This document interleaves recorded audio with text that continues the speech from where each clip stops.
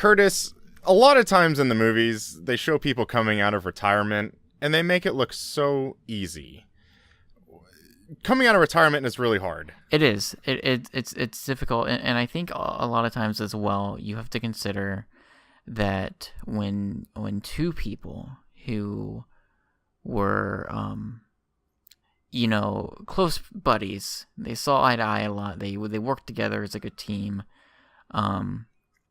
Protected the world from whatever evil might have stood in its way. When they come back and join together once again, for an event like this, a large, a big crossover event where a lot of things are coming together, it's a big deal. Yeah, it's only like once a year that the three E's in the corners of the universe actually come together to form E3. Right, and with a snap of their fingers, many catastrophic things could happen. Final Fantasy VII remakes could exist. The Last Guardians could appear. Dreams could be made and shattered in the blink of an eye or in the snap of a finger. Yeah, see, this is the thing. Everybody talks about the Infinity Stones, right, and the Gauntlet, but I think the thing that people aren't expecting, especially in like Infinity War Part 2, is the Collins and the Curtises. That, but I was also thinking about the Dream Stone, right? Which hasn't shown up. It hasn't shown up, and I think that's the thing that's been so fascinating the past few weeks is reading all the online theories and the Easter egg hunts that people have been going on back to the Incredible Hulk. Even that movie, there were little, gems and little things hidden, where people are speculating what the Dreamstone could be, where it might be hidden, where it might appear, because we know that we're gonna see it sometime in the next year. And Collin, I'm gonna go out on a limb here. I would even wager to guess that we might see it in about a month. I would hope so. And speaking of that, something like the Avengers could show up at E3 or something like that. They certainly could. And I think we're in this realm of possibility right now, where anything could happen.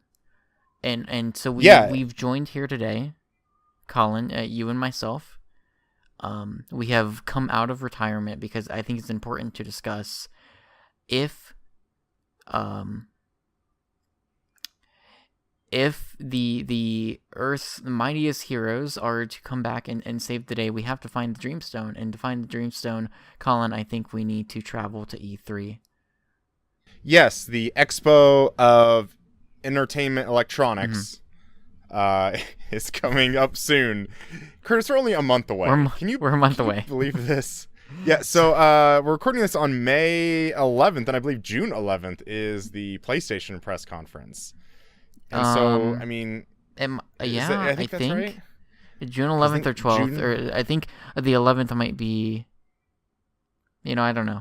It's one of those days. Yeah, I think 12th is when E3 officially starts, but of course, this is our pretty much annual E3 tradition where we just run through a bunch of games. We just threw a bunch for each press conference.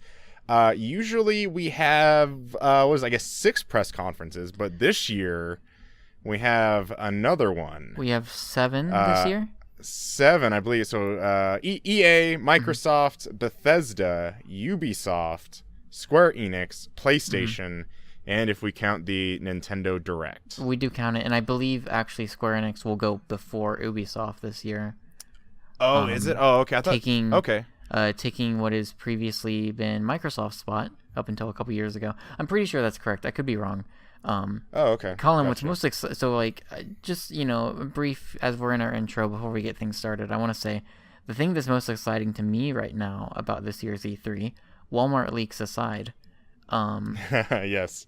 So, since kind of moving out to Columbus back in the end of January, starting a full-time job there, I still have been decent at keeping up with the news in the video game world.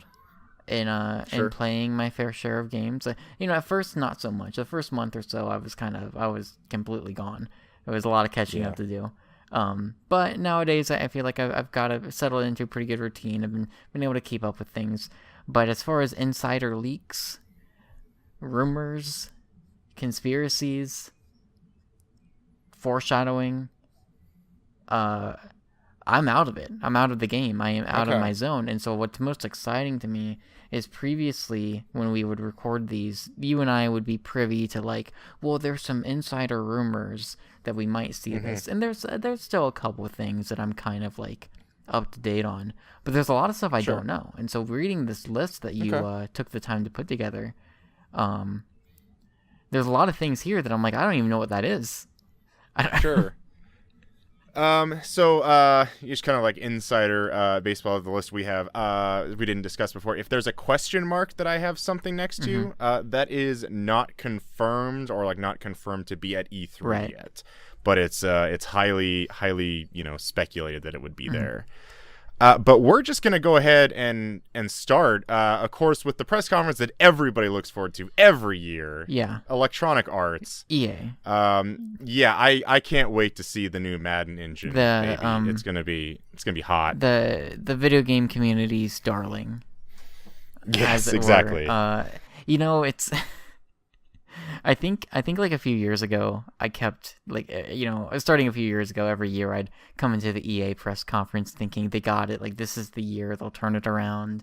They've learned their lesson. And I think it was like last year that I like, it just settled for me that I was like, they're not gonna.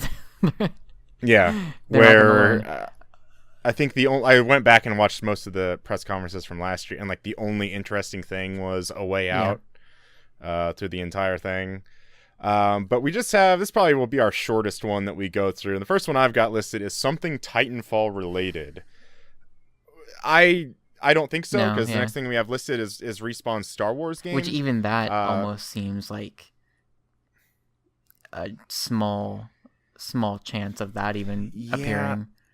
I think we could get some trailer, either it be CG or whatnot, because I think it was in some EA's financial investor call, something earlier this year, saying it was going to be out before fiscal year ending 2020, I guess. So that would be like by March 2021, or maybe it was fiscal year 2019, be before March 2020. Well, and I think really we should probably just even take this chance to talk about Star Wars in general with EA. Sure.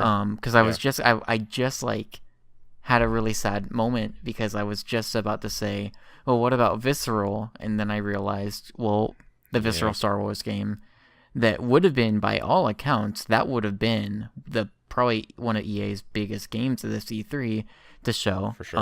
Well, that got canceled, I think, towards the end of last year. And to be fair, it seemed like that game was maybe not shaping up very well. So now we have Respawn, and there's another game, right? Like did they not announce, like, after the Visceral game got shut down, that there was another studio that was gonna kind of pick up the pieces and kind of reboot that development? Am I remembering that correctly? That's somewhat familiar, and I'm trying to remember now. Was it the Jade Raymond? I believe, like team like Motive. I believe. Yeah, because Motive worked on the single player for Battlefront 2. Right. But I don't think that was like their main full-on project. Right. As someone who played that campaign, I don't think it certainly was. I mean, I wonder, and of course, I try not to put too much, I guess, cloud into this, because if you remember, so that happened, and then Battlefront 2 came out, and there was a lot of controversy over how that game handled certain things. And so like EA and Star Wars right now is in this like really weird position where EA was kind of given like the golden goose, and they have consistently dropped the ball on it every step of the way. Yeah. And so I wonder, and like that's the thing, is like Respawn's game is probably still too far out. This whatever other Star Wars games they have, probably still too far out. And so like you would assume that perhaps Battlefront 2 expansion or DLC maybe, but even then, I don't even know if Battlefront 2 is even in the mindset, and like, is that game even salvageable now? I don't know. I haven't really been keeping up with it. Is it even salvageable, or is it even like, do you even touch that if you're EA? Right. Like, do you even like? I wonder if we're going to get something like it was the Sony press conference in 2011 where, Jack Tretton had to go out on stage and talk about the PSN hack that happened just months prior. Mm-hmm. Do you think Andrew Wilson, the CEO of EA, will come out and address Battlefront 2? No, I think if their press conference was like a week or two after Battlefront 2 had come out, I think if it was still the thing that you saw every time you opened up Reddit, right, that maybe. But I think if he does now, like they had their response, and it was, like I'm not the one to talk about it because I didn't really play Battlefront 2, so I don't know firsthand how that all went over. And I think what was it, like recently they brought microtransactions back, or are they planning on it coming up? I don't remember the timetable. Just kind of, there's been 3 kind of, I guess, somewhat updates to the game recently. So microtransactions, and they say microtransactions, not loot boxes. That was something I caught on even like a month before they put them back in. They said that microtransactions, not loot boxes. So they put them back in, and the only thing my understanding is that you cannot actually pay for a loot box now. The only thing you can pay for is if there's like a certain skin or an emote that you want. That is the only thing you can buy with the paid in-game currency. Other than that, everything else is earned by normal progression. Kind of a novel thought.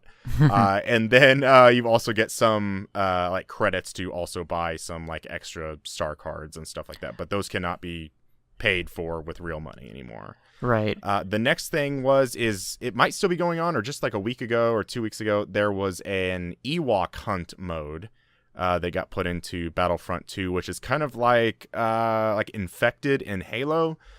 So it's, only like 2 or 3 people or something like that start out as Ewoks, and it's like really dark. It takes like an indoor, and the only place like you can see is like with a stormtrooper's flashlight and stuff like that. It's actually kind of cool. And of course, if you're an Ewok, you kill a stormtrooper, then that stormtrooper you just killed comes back as an Ewok, and then like whoever the last person is to stay alive gets the most points and stuff like that. Right. Then other than that, they announced some Han Solo DLC coming for the movie. Well, and I guess that was maybe the thing I was going to lead into is Star Wars is like in this really like weird position too, anyways, just as a franchise. I don't necessarily think. Like, Star Wars is a massive property, regardless of how divisive Episode 8 was. I come from the camp of loving it, adoring Episode 8. I know you are maybe not. You were maybe the opposite side, and it's a I'm looking at my pitchfork on the wall. My pitchfork's still on the wall. It's a very divisive movie, and so especially like maybe the end of last year, you had like the combo of Visceral Games Star Wars game got canceled. And then Battlefront 2 is like, people hate everything about the monetization practices of that game. Right. And then Episode 8 comes out, and it's like actually really divisive. And there's like a very vocal group of people who just like do not like Episode 8. Which is, I think, generally, like if something is divisive, you're probably going to hear the people who don't like it a bit more. It's just kind of how it is. Sure. And so I don't necessarily think these are signs of like some sort of impending doom for Star Wars. But I think maybe on the EA end of the spectrum, perhaps it makes for a very weird road for them going forward. Because the Han Solo movie is out soon, and I mean early buzz is seemingly positive. Yeah. I mean, as it usually is, at least like this early on. I don't know what I think of that movie still. I'm not sure if I'm excited about it, but I'm thinking like what other, like, could EA come out with like a Star Wars game at E3, and I can't think of anyone who would be making it. I mean, the only thing we've got on the list is Criterion. What are they doing? Like, I don't know. Bring back pod racing, baby. Sure. I don't know. Right, and like, BioWare's not doing it. Yeah, for sure.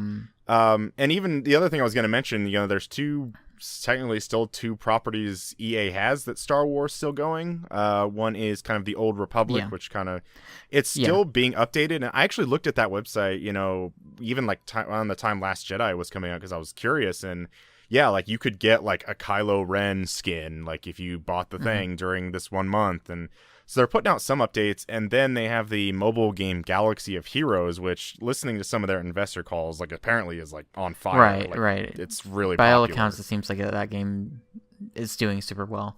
Yeah, and that's the thing, right? It's like I don't know. I don't want to spend too much time on Star Wars, but yeah, for sure. Like I know there was a lot of discussion of like, oh, would Disney take it away from EA? And like I don't necessarily know that that's going to be the case, but at the same time, I could maybe foresee a world where one day we wake up and it's like the breaking news that day is that they've revoked the license or like some weird thing like that.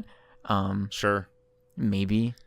But Disney, I feel like, with them and kind of their weird stuff with video games or even with Marvel stuff now. That's definitely the thing. Is like Disney is definitely not a stranger to just one day being like, yeah, we're gonna pull the plug on this. Yeah, and even like I don't know if you heard too much about just stuff about Marvel vs. Capcom Infinite that came out like after launch. Just kind of how it seemed like Disney was just really controlling over that game. Well, and we'll talk about it more as far as like Disney and video games are concerned a bit later, with another very big Disney game coming out later this year. Sure, absolutely. But yeah, like it's Disney. By all accounts, like, you should be able to make really good video games off of things that Disney owns. And it feels like recently, it's maybe more often than not, we've not had that, which is a bummer. Yeah, for sure.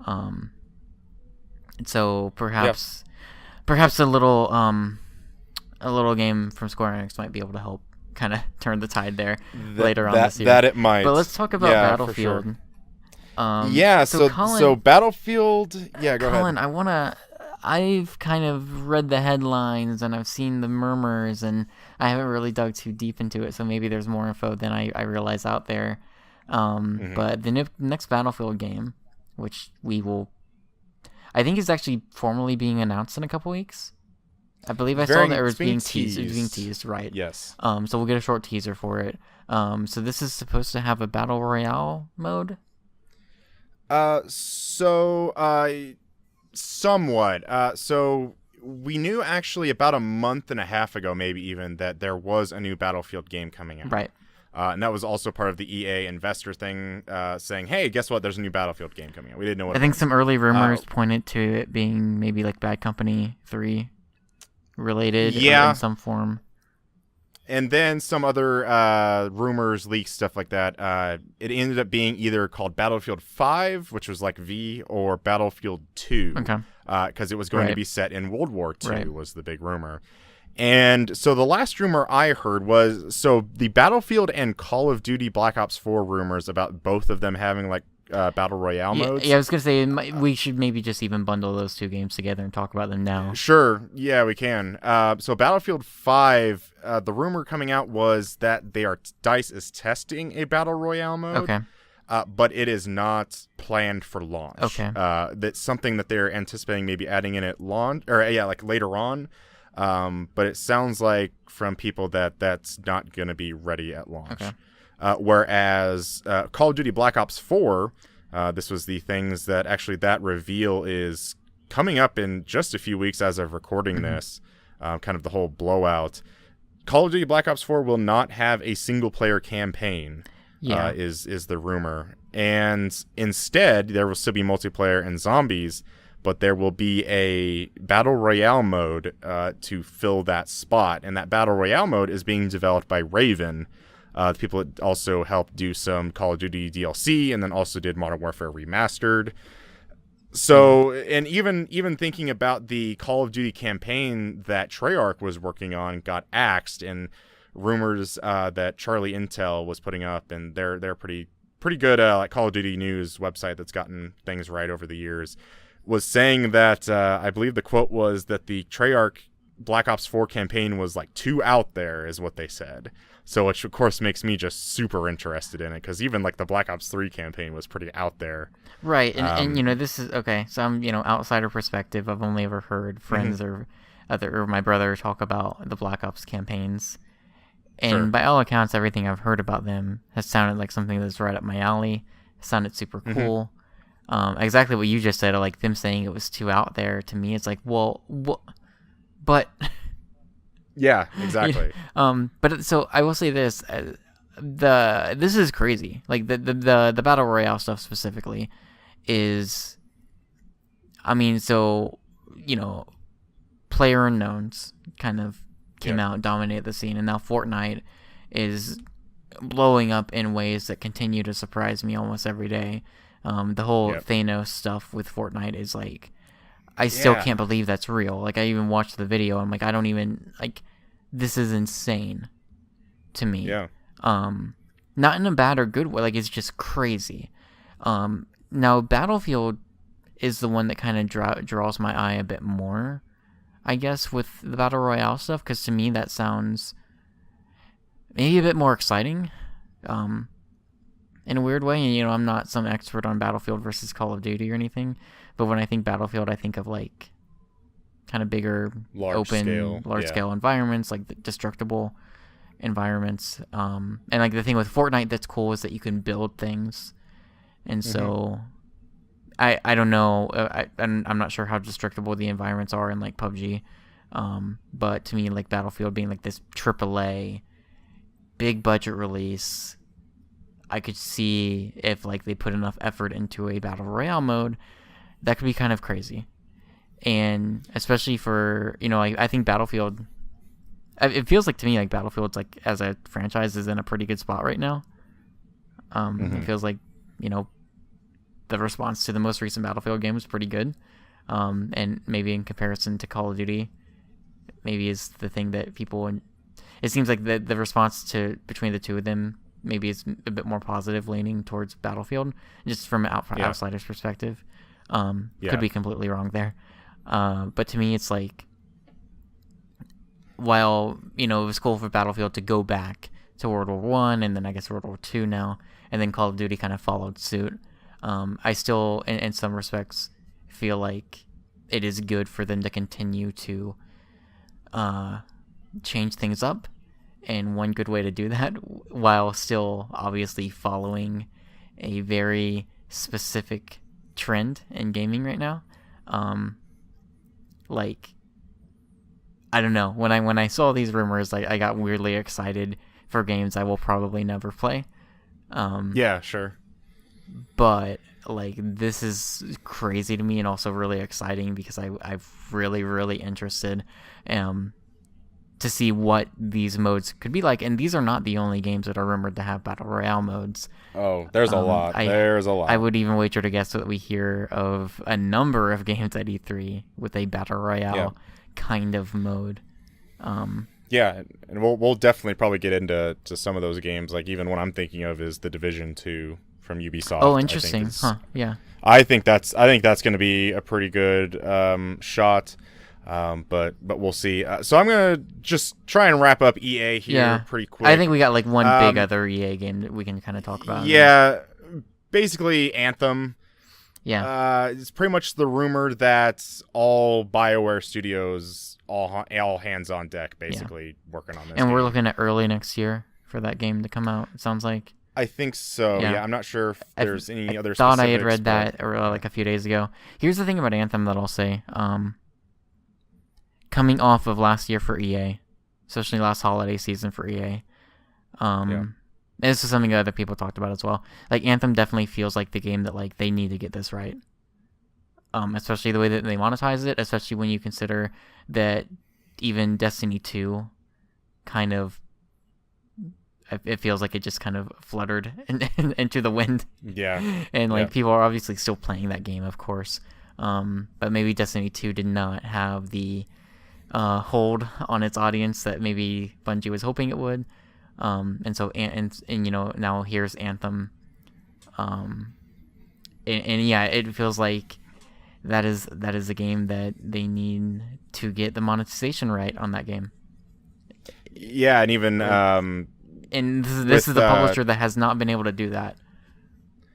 Yeah, even with Mass Effect Andromeda last year, this is right. Of course, so like for BioWare as well, it's kind of this. Yeah. Oh, for sure. I think definitely this is. I mean, Battlefield 5, Battlefield 2, whatever it's going to be, is going to be big. But I think definitely Anthem is going to be the blowout for this. This is also another game I expect to see at the Microsoft. I was going to say, conference. I think we're going to see a lot of Anthem at E3. Yeah, I think so too. And yeah, there's also kind of talk that Battlefront 2 has really affected talking about the monetization of Anthem. Yeah. Like how they approach that game. I believe it, so, of course. Yeah. And people were kind of wondering, like, that's maybe what led to that delay, maybe. Because it wasn't until I think this investor call earlier this year is when they officially said Anthem will be 2019. It makes sense. Yeah. Curtis, are we getting a new golf game this year? No. So no. I still forget that golf game where they're shooting a right. golf ball over a battle, like a whatever it was, a battleship and stuff like that. Mackelson or Rory something. Rory McIlroy. Rory is the new guy. Sure. Gotcha. And they didn't even put a year on that one. They just put it out there as that guy. But anything from Criterion? Anything of note? Well, their vehicle game got canceled, right, a few years ago. Yeah. Yep. We might. I mean, they put out. We'll get to it, maybe. They put out Burnout Paradise recently, remastered that. Yep. Maybe that's hinting at something. Maybe that's saying that, hey, Burnout's not dead. Yeah, I agree. So I'm actually just going to go into the rapid fire. Okay. We have 4 rapid fires. This is one of the press conferences we have. Short yes or no's. Okay. First one is on the list. New EA Originals game. Maybe Unravel 2? Yes, not Unravel 2. Okay. It'll probably. I think it'll just be another indie game we've not heard of, similar to A Way Out or something like that. Yeah. Yeah. Burnout. Yeah. Why not? Command and Conquer. No. Sim City. No. Fight Night. No. Medal of Honor. No. And the wild one, Skate. Is EA crazy enough to put out a Skate They're game? not crazy enough. I want them to be. Yeah, I want them to be crazy enough too. They were crazy enough to put out another Mirror's Edge, which I applaud them for. Yeah, hey, kudos to them. Yeah, for sure. All right, so moving on to Microsoft now. This is a Sunday press conference, I believe, at 3 p.m. Something like that. So I think this would be June 10th. Probably one of the better conferences this year. For sure. I think they're going to go big on this. And I really hope so, especially kind of hearing some news we'll get to about PlayStation, what they're maybe bringing. This will be the conference with the most. Yeah. Which I think even the past few years, we could argue, I don't know the exact totals, but I think Microsoft consistently in the past few years has had close to, if not the most announcements or most games shown. Sure. It's going to be the one that probably drags the least. Yeah. I guess unless you're just super not into their games. Which again is something I think Microsoft consistently has done pretty well.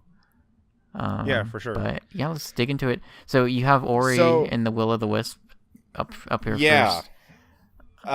This is a game I kind of forgot about. Me too. A little bit until I was like, oh yeah, because I'd just kind of been thinking Crackdown's 3 is their only real announced game still. But no, Ori and the Will of the Wisp, sequel to Ori and the Blind Forest. Did you play Ori and the Blind Forest on PC or anything? I'm sure I would love it, but I did not.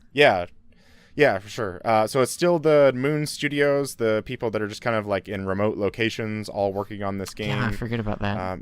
There was a debut trailer. I think a guy was out on stage playing piano of this game. I can't remember. Yeah, when was that? Was that at Gamescom? That might have been previous. Was that E3 last year? I think that was an E3 because Gamescom for Xbox was kind of just a rehash you're right. E3. I can't believe. Yeah, that's surprising that game just. Huh. I mean, we'll definitely see it. Then. Yeah, for sure. And I think we'll get a release date. I would assume maybe in August, September, early September, something like that. Sure. Because I don't think we've heard anything about it since last E3. Then the only other Xbox Microsoft Studios first-party game, unless I completely missed something that is announced, is Crackdown 3, which was delayed, was originally supposed to be coming out at the Xbox One X launch, and I think it was actually supposed to be early 2018, and we still haven't heard a word on it. Yeah. Well, what does this game got to do to make a big showing that actually people can care about this? I mean, I think the simplest answer and probably the most like anyone can come up with is it needs when they present it on during their press conference, it needs to have something that really like blows people away. Their big game that they talked early on was the multiplayer and how it was all cloud, using like the cloud computing to have like fully destructible, like huge cities. And they kind of demoed some of it early on and it looked impressive. I think they need to have something on that scale of like, you look at it and go, I don't like how are they doing that? Because I think that's one of the things that like Naughty Dog, for instance, does really well is when they show something from their games at an E3 or PSX. Typically, they go with a cool moment in their campaign where there's one thing in particular that you look at and go, that is super impressive. This is why we love Naughty Dog. Like Naughty Dog is just very good at continuing to push the bar. And so Crackdown 3, I think the ace up that game's sleeve is the fully destructible environments that they were talking up and the way that it would all be done in the cloud, whether or not that's actually possible or not, or whether or not that's even what they're doing anymore. I mean, the last time we saw that game was a trailer that I didn't really think looked like it stood out in comparison to maybe like a Saints Row or another game along those lines where not that it looked bad at all, but it didn't look like it was pushing the bar in the way that they were kind of talking it up to be, several years ago now. Yeah. This really does feel like it's a big AAA game that I just feel like we've just heard nothing of substance about. So I think this is definitely something it's got to show big. I remember even years ago when it was first announced, there was a rumor going around that it was going to be only multiplayer when it launched, and then it was going to add single player after the fact. But yeah, we'll just see how that game stacks up. There was the Terry Crews, I think, is in this game. Had that some trailer. I mean, so was Crackdown 3 whatnot. announced at the first, like, before the consoles came out, like that E3? Was it that early? I don't think it was that one. I think it was maybe the next one?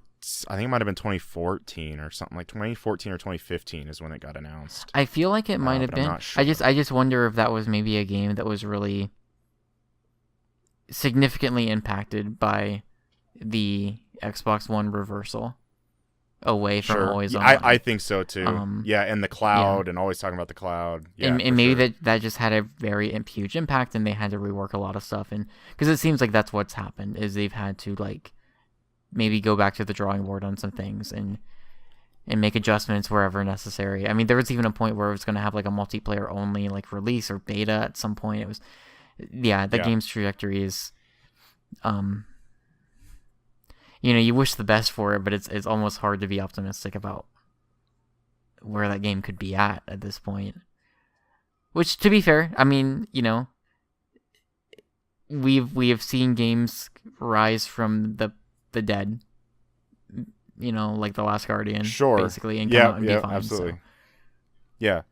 But speaking of fixing and putting things back together, Curtis, did you know that 343 is still updating the Master Chief Collection? No, I did not. Yes. So this has been a thing recently so I think like 2015 or so, when that game then came out in 2014, kind of got like its last patch, I guess, towards the end of 2015. And with the Xbox One X, they actually kind of started a blog post on Halo Waypoint, like the main blog, that they are committed to even fixing the Master Chief Collection even more. Cool. So they've even like put out roadmaps and stuff, and talking about how they're gonna like redesign the whole UI and add like different features and stuff to it. which to me starts sparking the thought about the Master Chief Collection coming to PC. It makes sense. And one other spot is, have you ever heard of Halo Online before? So that's a China-only thing? It was actually, I believe, Russia only. Russia, okay. So this was a thing that was... It's another country, I don't know. I know. So it was developed by Saber Interactive, who's done some stuff over the years. I think they did the first Halo Combat Evolved Anniversary, put that on 360. So they made a free-to-play version of like Halo 3 for the Russian market, and it was only on PC, and they were doing some beta testing in Russia in like 2014, 2015. Then eventually that was taken offline, nothing else happened with it, but some fans were actually making like their own like private servers and like still somehow keeping the game alive. But it wasn't until recently that Microsoft has just now started like issuing DMCA takedowns. And so that's kind of another thing, like, why are they just now doing this if something like Master Chief Collection is maybe not, if it is coming to PC? Mm-hmm. So I think just some of that adds up to that. And then, of course, people have wanted Master Chief Collection on PC for a while. 3 and 4 and, everything after 2 never came to PC. And it goes well with this new initiative. Or I say new, but it's in a couple years now. This initiative to have Microsoft first party, specifically, and other Xbox games to be on. I don't remember the term that they use for it, but it's you buy a game on Xbox Play Anywhere. So it's or PC and Xbox One, just kind of being cross compatible. Works super well. It makes sense. I think Halo is kind of like the one. That's the one big game for them that hasn't done that yet. Right. Which I mean it leads into, and I think this is a surefire. This is absolutely going to be there. Is we'll see some new Halo game. Yeah, and I think earlier this year they had 343 had kind of been out and saying that we're going to have something Halo related, but it could be even Master Chief Collection PC. Mm-hmm. But they'd kind of been alluding to that it is not Halo 6. Right, and I think that was even before earlier this year. I don't remember when, but I do remember at some point in the past year or so that they talked about the next Halo game, or when they would show the next Halo game, and it wasn't necessarily Halo 6. Which in that respect, it's like I don't know what it's not Halo Wars, so I don't know what it would be. Sure. Like if it's another spin-off or if it's a Halo Reach style thing. I have no idea. I don't know enough about Halo to really be able to make an educated guess on that. But other than to say that we're gonna see another Halo game. Sure. Halo 5 came out. Halo 5 came out in 2015. Halo 6, would be that 3-year cycle they're usually on.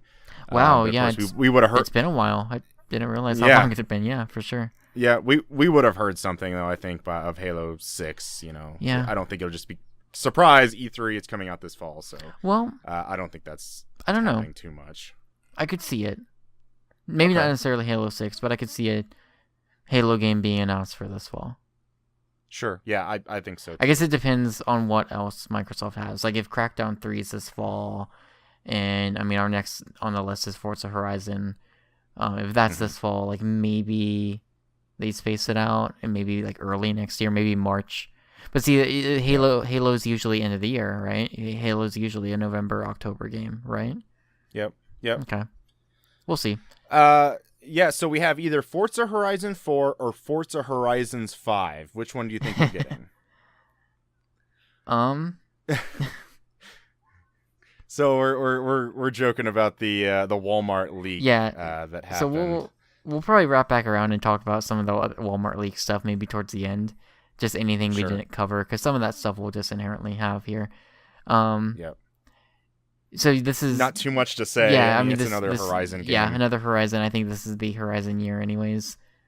So it makes sense. Let's talk about ID at Xbox. Yeah, so I just listed a few, and the only ones I listed here, I'm sure we'll get new titles that brand announced, but these are 3 games that I don't believe are out or have heard much from last E3. The first one being The Last Night, which is kind of that 2D, 3D pixel art game. Right? Yeah. Right, yeah. We might maybe hear something about that. Ashen is another one, which is kind of... Been a long time coming, Ashen has. Yeah, and it's kind of gets like a little bit of that Brothers Tale of Two Sons vibe a little bit. It's kind of like a guy and a gal with some other like creatures exploring these mines kind of cave thing. And then the third one being The Artful Escape of, and then it's like something else I was actually just clicked away, of Francis Vendetti. I don't remember this. So this is the one, I actually just had to look this up again. This is the one where like it's kind of like papercraft a little bit, and the guy's playing the guitar through all the different You know what? I think I know areas. Now I think I know what you're talking about now. And so I look at this and I'm like, I was actually just, Googled the YouTube trailer again, and I was like, whatever. But then I see the publisher is Annapurna, and that makes me much more excited. What you're talking about now. Yeah, that game looked incredible. Yeah, for sure. And it reminds me of, like, for some reason I think of it as Retrograde or something like that, just playing this guitar and flying through the air and whatnot. Hopefully, see a little bit more of that, but definitely we'll get new ID at Xbox sales. They usually do about 4, I think, and like Chris Charlo comes out on stage and talks about it. But speaking of one of my predictions, I think Below's getting like shadow dropped at this thing finally. So they're saying it's out this year for sure. Yes, and Below is similar to Crackdown 3. It's another game that was announced very early. I think Below was like one of the first big indie games that they announced for the Xbox One. Below was at the Xbox press conference in 2013. Not the reveal, but the E3 press conference. Yeah. That's crazy. That is crazy. And so like Below, like I think they had to kind of put it on the back burner a bit because they were helping develop the which game was it? Well, they had the not Adventure Time, but it's Super Time Force. Another well, they did that. There was another show. Is like something like Save the Light. It's Well, they did the Don't Starve expansion. They did that. No, what is that game? Steven Universe, is that the one? Yeah, that was one of the Cartoon Network Or was it OK Go? I think it's the OKKO. That's what it is. I think that's that's like there's another OKKO is like another cartoon. I think maybe Cartoon Network. I'm not sure. They helped develop that. That game was pretty softly received when that game actually came out. It was kind of like, it was just okay. Right, but I guess the whole time, behind those projects and between them, they have been continuing to work on Below and like kind of reworking it. And it was an article I think a month or so ago saying that Below is coming out this year. I think there was like some previews coming out from it and some new video footage of it. This could be. I think this could be like Inside, where we hadn't heard about Inside for like 2 years, and then like it was out in like a month and a half or less than that, or something. Yeah, like that. I think Below is definitely poised to like be out maybe a bit sooner than we expect. Hopefully so. Yeah. Curtis, what's the big Minecraft check-in this year? They do it every year. So I saw, I think yesterday, or maybe earlier today, they were there. I saw a tweet. The Switch version is getting the Play Together update soon. I think in a couple weeks or maybe in a month or so. Sony is probably still nowhere close on being okay with that, so that'll continue being a thing. I don't know. We might see some more weird like HoloLens VR weirdness with Minecraft. I don't know. I don't know if there's gonna be anything. It's the thing with Minecraft. It's like I can't really just inherently can't think of what it would be because it'll just be something that you haven't even thought about. For being sure. possible. I don't know that there's ever. I don't think they'll ever outright do a Minecraft 2 necessarily. Maybe a while down the line, like maybe several years from now. But yeah, no, I definitely think they'll trot some people out for a handful of minutes and show us some new Minecraft cool stuff going on. I was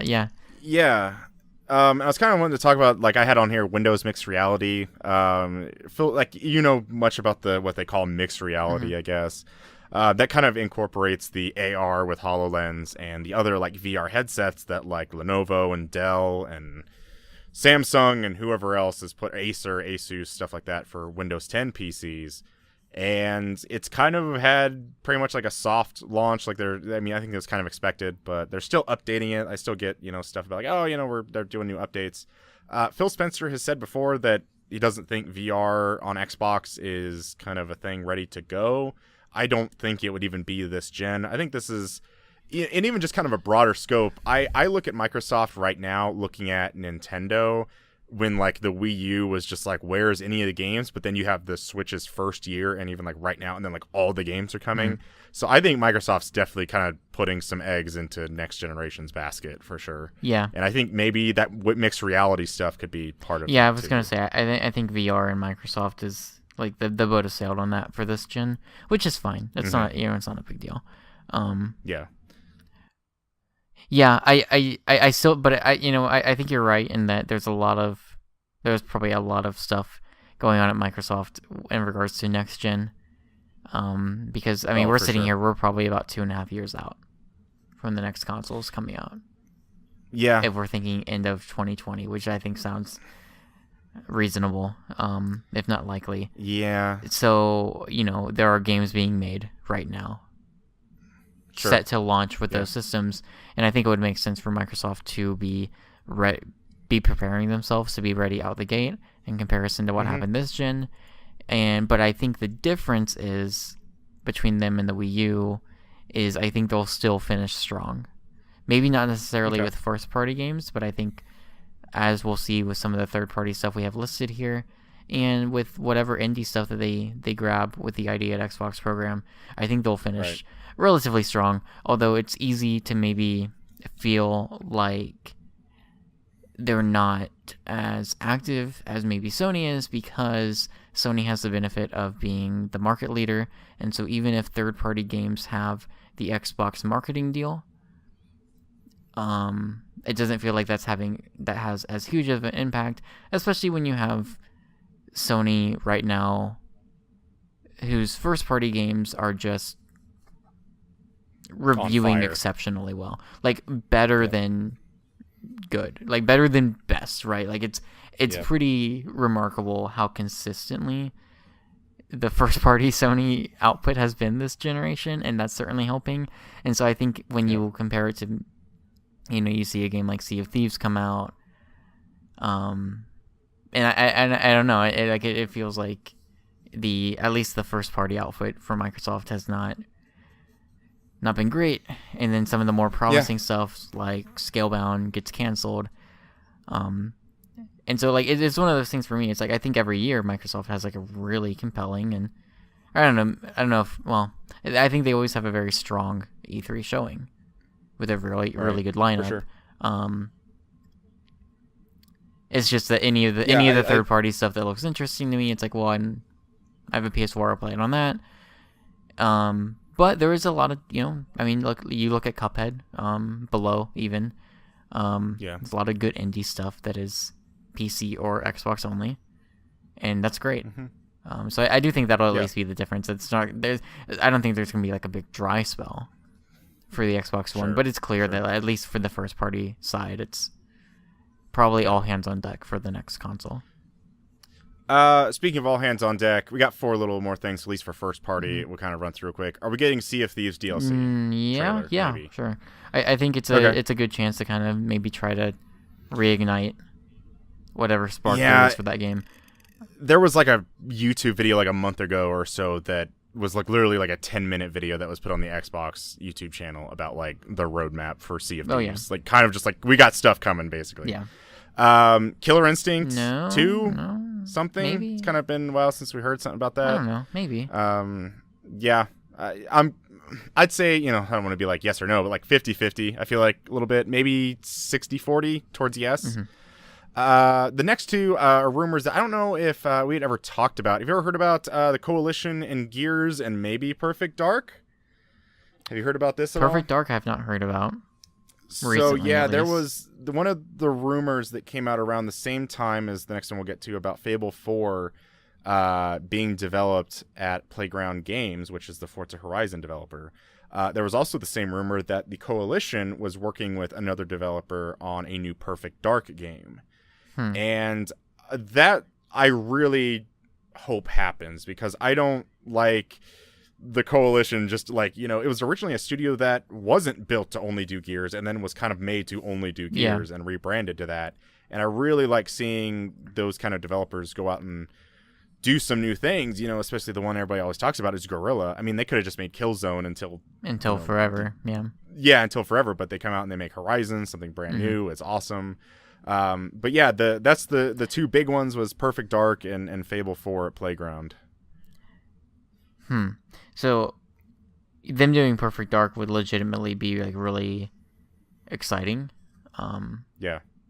Like that would be super cool. Kind of unexpected and a really good, I think, Perfect Dark has its fans where something like that showing up randomly at E3 would get a lot of people. I think gets a certain group of people like exceptionally excited, in a way that I think Sony and Nintendo can be pretty good at, where like they just kind of pick some random game to bring back from however many years ago, and you have that group of people who are like really passionately fans of that thing. I think Perfect Dark is like a perfect candidate for that to happen. Sure. And yeah, I was gonna say as well, I think there's a good chance that we see something from Fable this year. Right. It's been a while, and yeah, it's probably time. Yeah, and I don't know if you remember, there still is a Fable thing out there, which is a Fable card game. Yeah, I forgot about that. That it was kind of actually like, it was some people who was developers, I think, at Lionhead that just kind of took the project on themselves and kept it going, and actually does like have the backing of Microsoft, which is actually pretty cool. We got some third-party stuff. We'll try and run through somewhat. I think Cyberpunk 2077 is showing up at the Xbox press It is showing up at that press conference, and sounds like there might be some extended behind closed doors demonstrations happening too to the press. I don't know if you've been keeping up on that. There was a yes, please. Yeah, I think all that stuff sounds pretty likely. We know that CD Projekt Red is bringing an RPG to E3.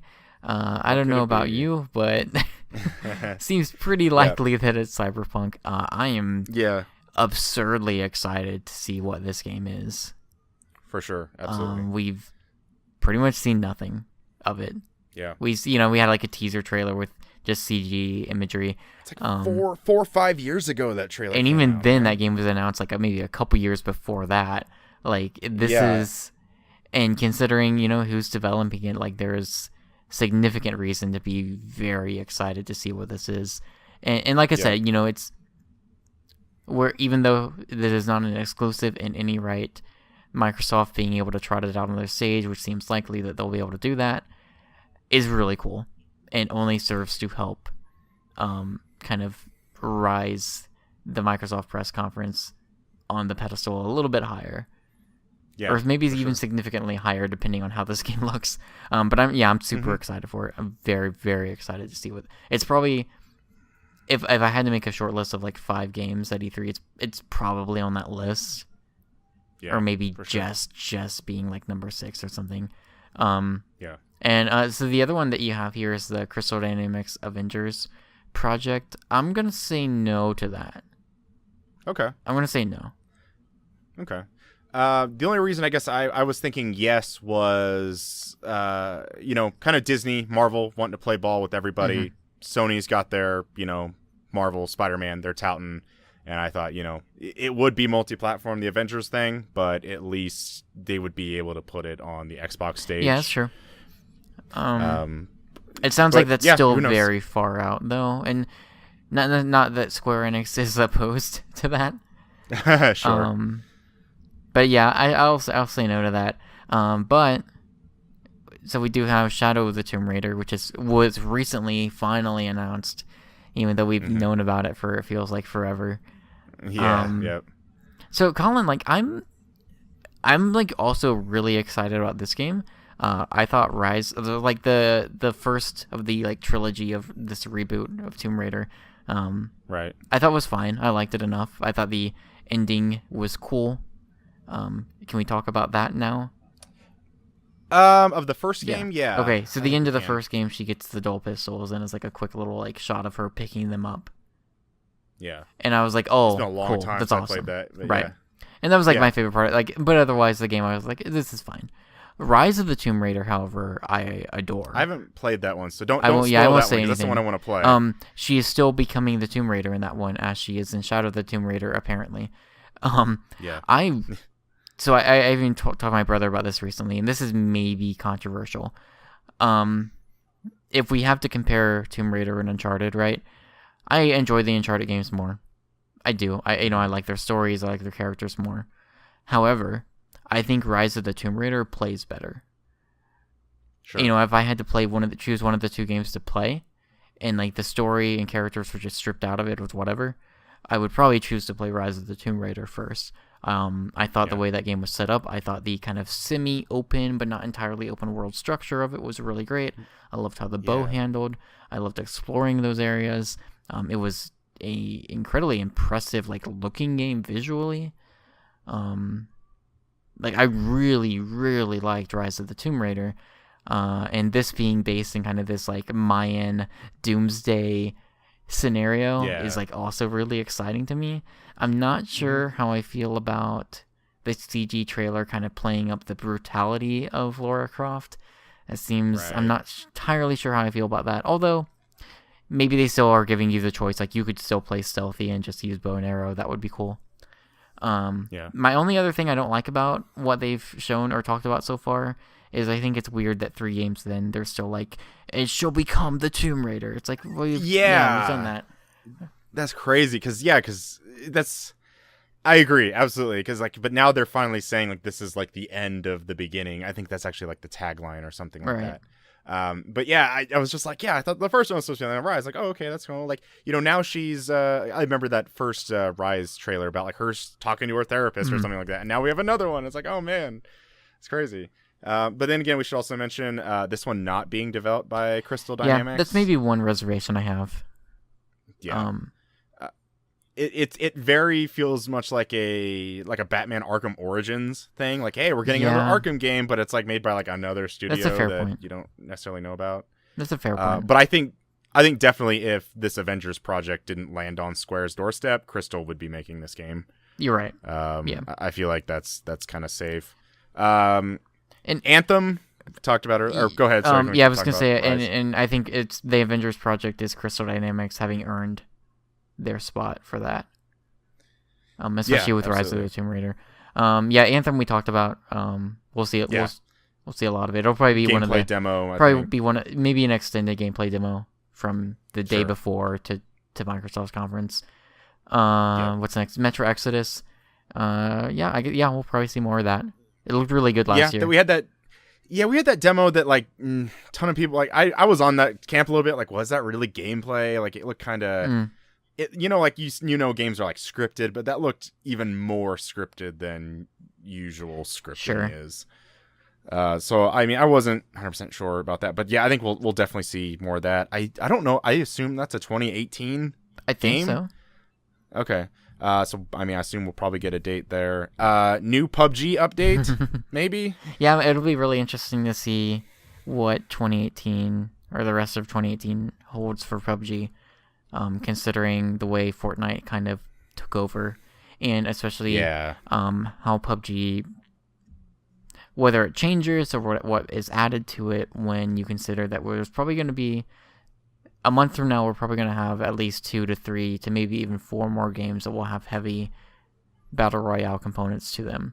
And these will be games that are probably going to be releasing at $60 price points with AAA budgets behind them, and that could be that could really add a whole nother kind of weird kind of wrench into this whole thing.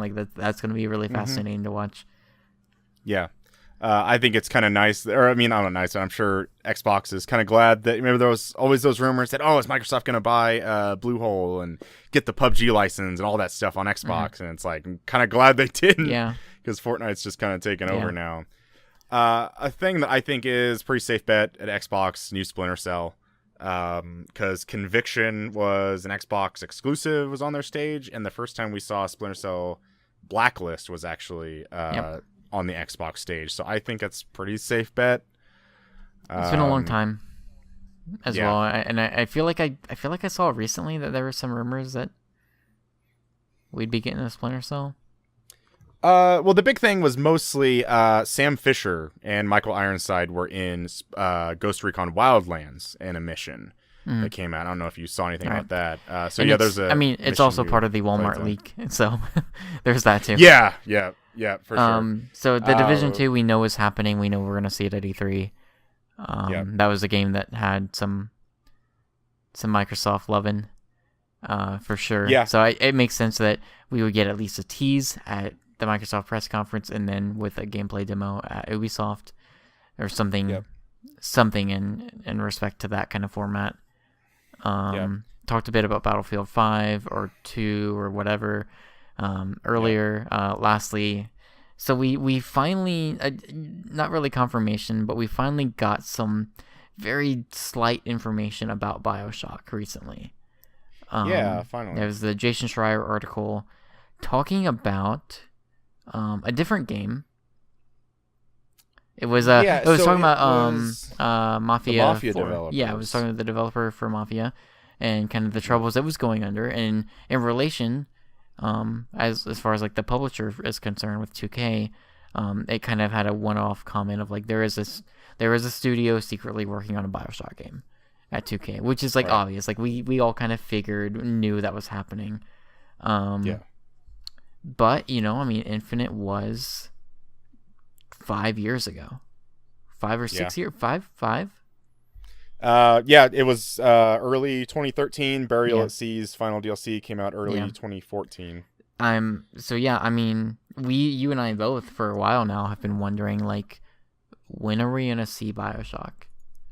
Yeah, because we know it's coming.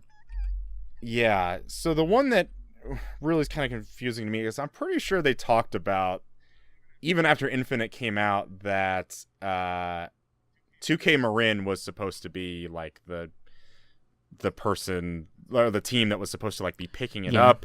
But then there was talk of that 2K Marin actually shut down because they were the ones that they put out BioShock 2 and then they took forever to put out an XCOM game, which ended up becoming the Bureau Declassified, whatever, which was kind of a mess. The only thing I think about this BioShock game is I think this game, the rumors was that it was early in development, and I think this game is much farther along than people think it is. That I just find it hard to believe with a franchise like BioShock, they've just been sitting on it for the last 4 years, 5 years, and been like, oh, we're just now I guess in it. theory it could be something where they've had to scrap it and reboot it a few times because perhaps BioShock post Infinite is in a state where they're just unsure of where to take it. Right. I mean, that could be possible, and maybe, and so in that respect, it could very well still be kind of early on, with whatever iteration they're on now. But I would throw my hat in the ring and say, like, I think there's a legit shot that it's teased. I think so. Or I don't know. I think if they were just going to tease it, I don't know that it would show up. I think it would show up if they were going to have at least enough of a CG trailer that we could get a feel for what it was going to be. If it was just a tease, I think it would be a Game Awards thing. Yeah, I'd agree with that. There's two other things I hadn't put on here that I'm going to add. One is being Ghost Story Games. I was 2K, about to mention that as well. So, which is the new Ken Levine smaller studio that's kind of been working doing stuff on something. And then the only other thing I think that the only reason we would not get a BioShock game would be 2K going all out on Borderlands 3, which we hadn't talked about was also part of the league. And we know on Walmart. So it is, and even before that, I think I would have come into this podcast saying, listen, like, I think Borderlands 3 is primed to be announced pretty soon. Right. For sure. And the Xbox stage would make sense for it. Yeah.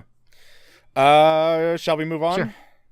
All right, we are on to the Bethesda press conference, which I believe is like at 8:30, at least Central, so 9:30 Pacific. So I think I saw recently that they said the Bethesda conference will probably be perhaps one of the longest ones that they've done so far. Okay, which I like that's that. Exciting. Mm-hmm. I think what's also exciting is that, so like the first Bethesda press conference was the Fallout 4 year, correct? I think so. Yeah, and that sounds familiar. That was they nailed it. They hit it out of the park. They killed it. Yeah. Certainly thanks to Fallout 4, but they had some other games in that press conference as well that was good. And then next year I think was when their big focus was Dishonored 2. It was still a fine press conference, but it was like, okay, fine. And then so last year was kind of whatever. It was middle of a Nintendo Direct. Yeah, literally, it was not much. Great. Yeah. But I think this year, I think Bethesda, at least maybe until they give me reason to be pessimistic about their press conferences, I should say. I think every year I could see myself going into the Bethesda press conference going, I don't know, this might be the best one.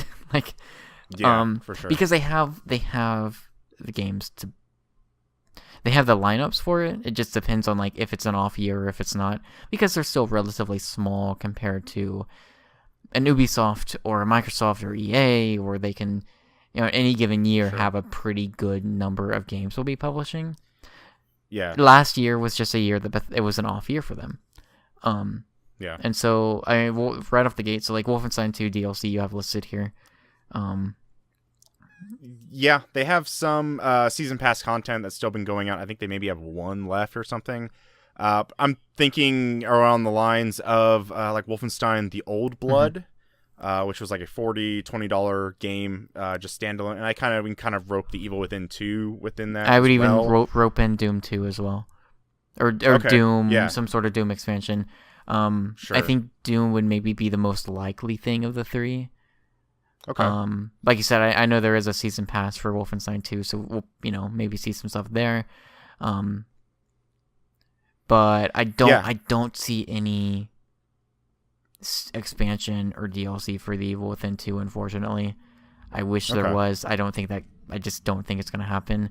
But Doom was received very well. I think Doom sold very well. Yep.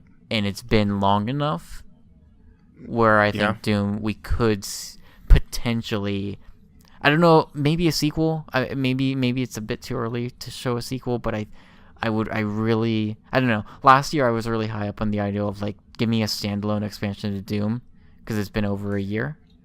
We kind of got that a little bit with the VFR for sure. The only thing I would say, but the only way I'm going with that is that it's still kind of showing that there's developers at id still working in that engine. Yes, that's true. And those assets and stuff. So that could be the case. But now it's been a couple years since Doom, and so now I think I'd almost rather get a tease at least of we're doing a sequel, which I think is going to happen. I think it's a sure thing that we will get a sequel to that Doom.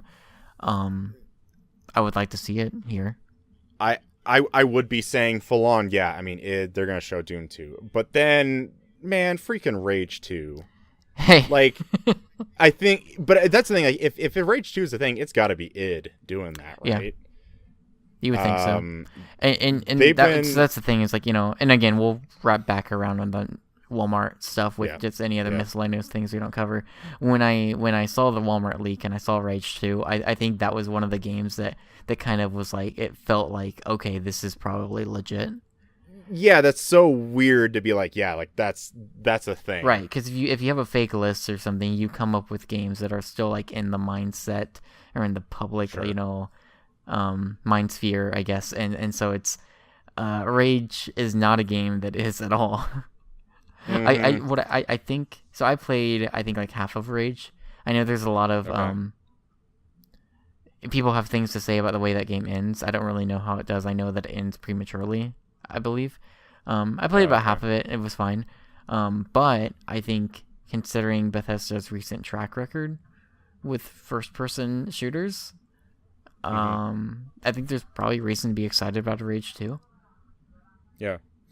Bethesda's Twitter account been doing great job. Even the Rage Twitter account, they're killing it, man.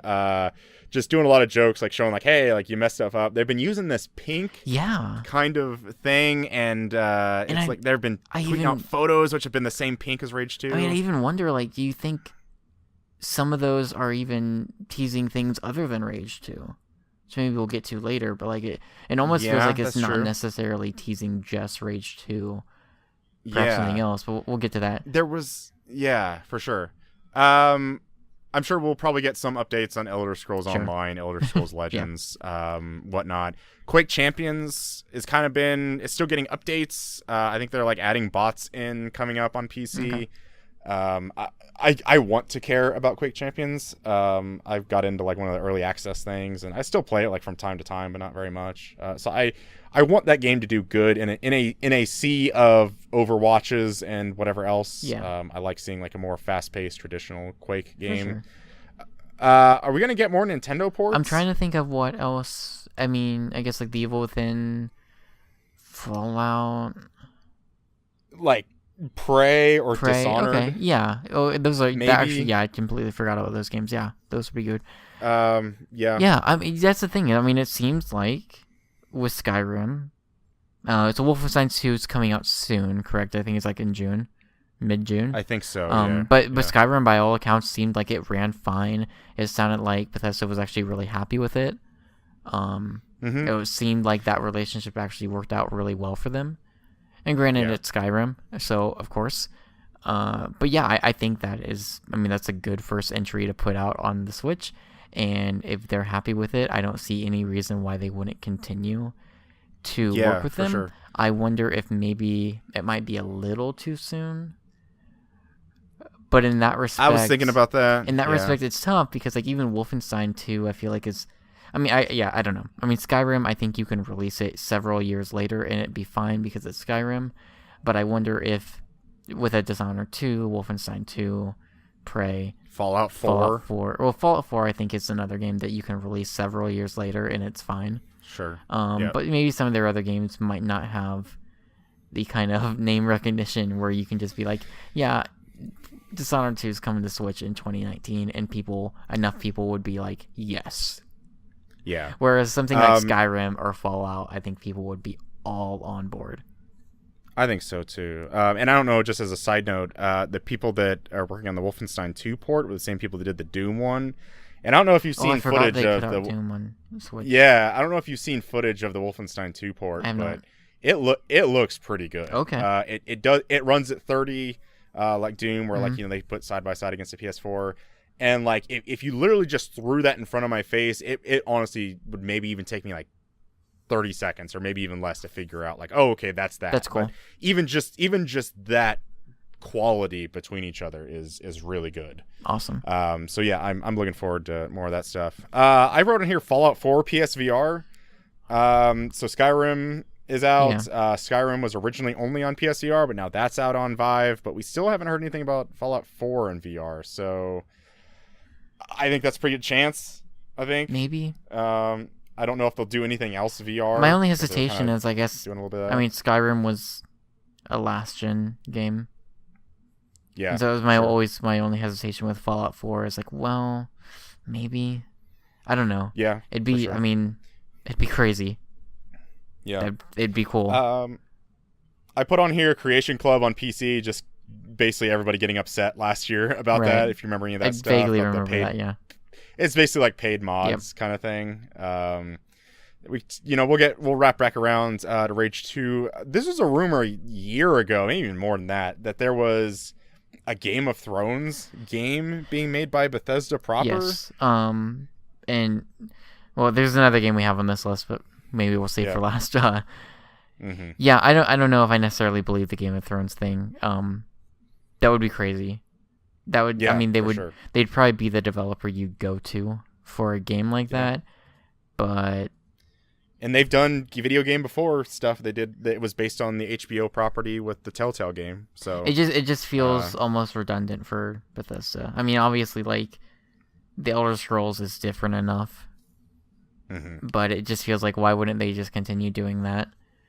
Yeah, for sure, I agree. The only thing I would think of is definitely like, if you have somebody like, the HBO George R.R. Martin knocking on the door talking about working on one of the biggest television shows of all time. It's, how do you maybe not turn that down? So the other game though. The other game, and this is, I don't even know if I even believe that this exists, at least in the way that it's rumored. But I kind of mix it in with what we know.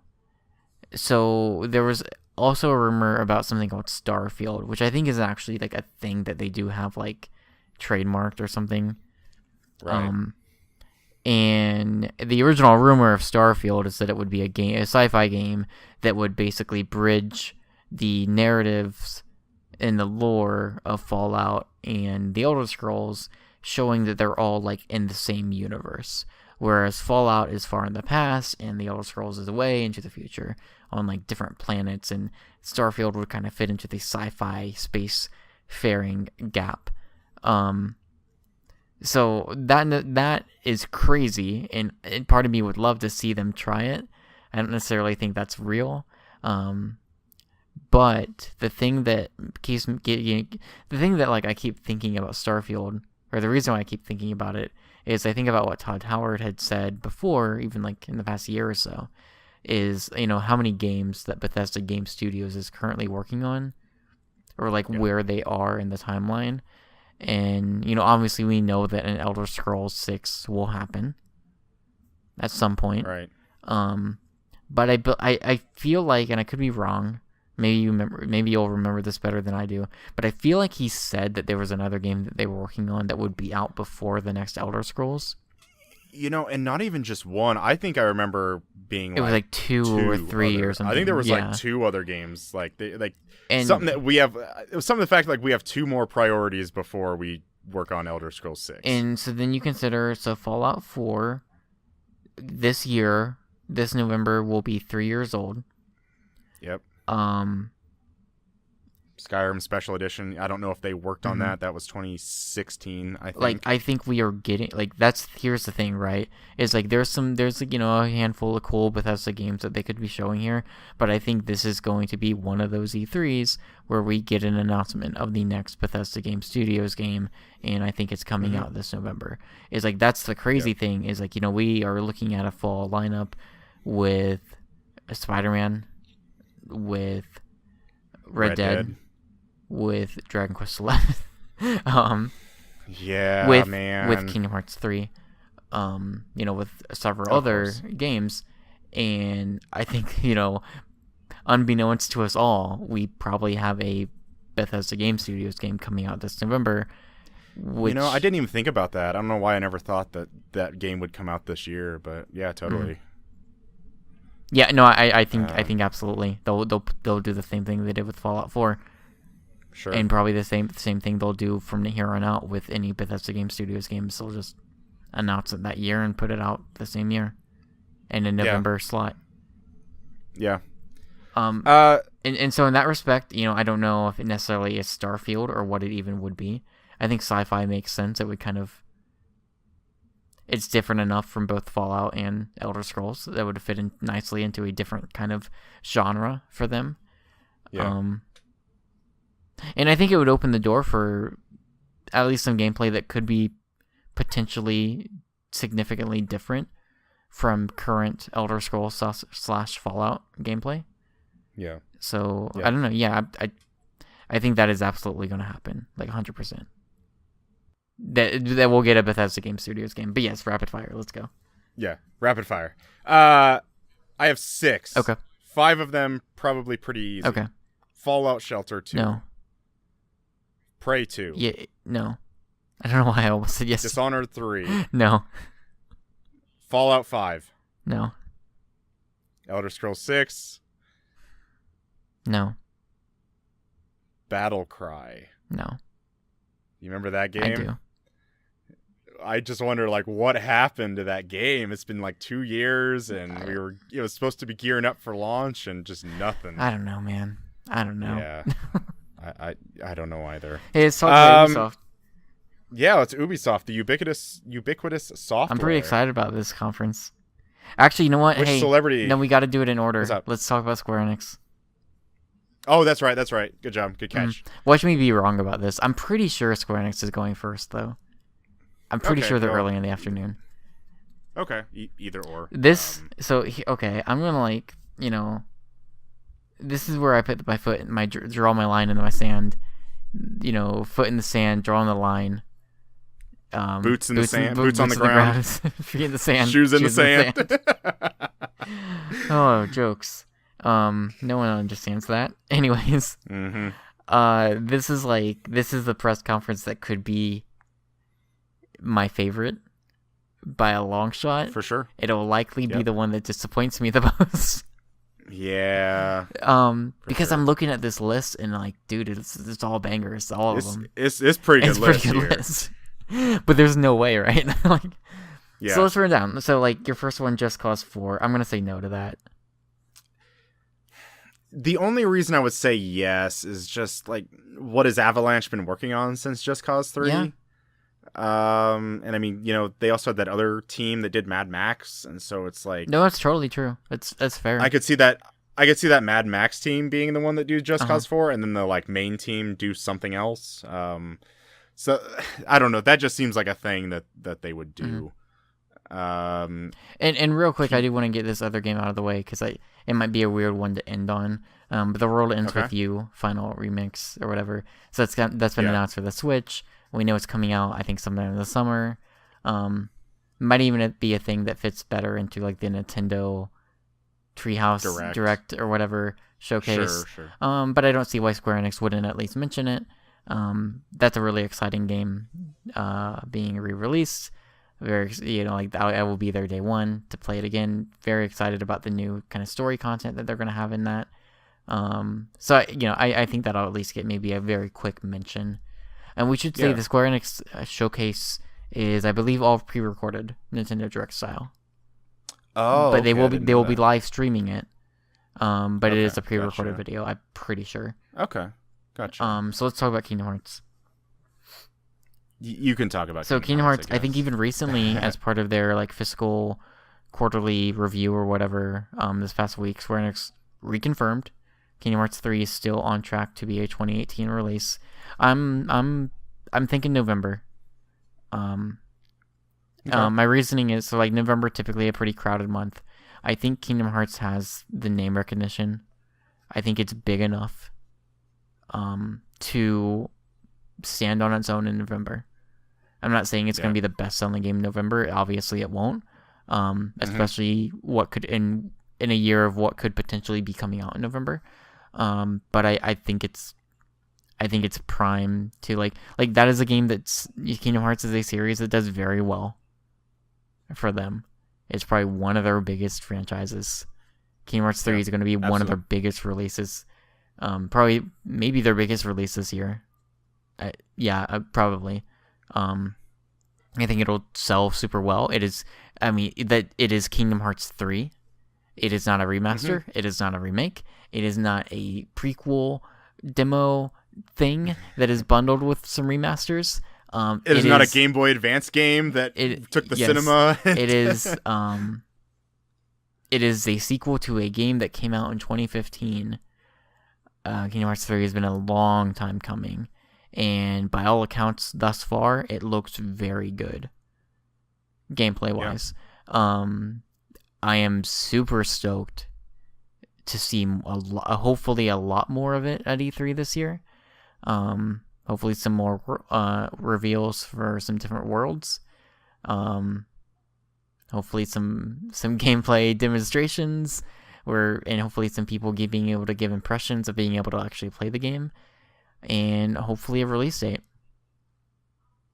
For sure. Yeah, hopefully a release date. That's probably going to be one of the games that they focus heaviest on, I would imagine.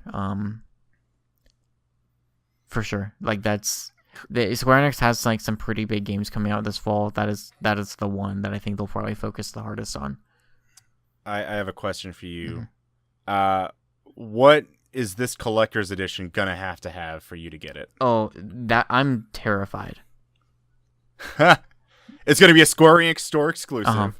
Because I could see it being over $200. I think I could see it being Final Fantasy 15 style, $250. Some cool, crazy figurine.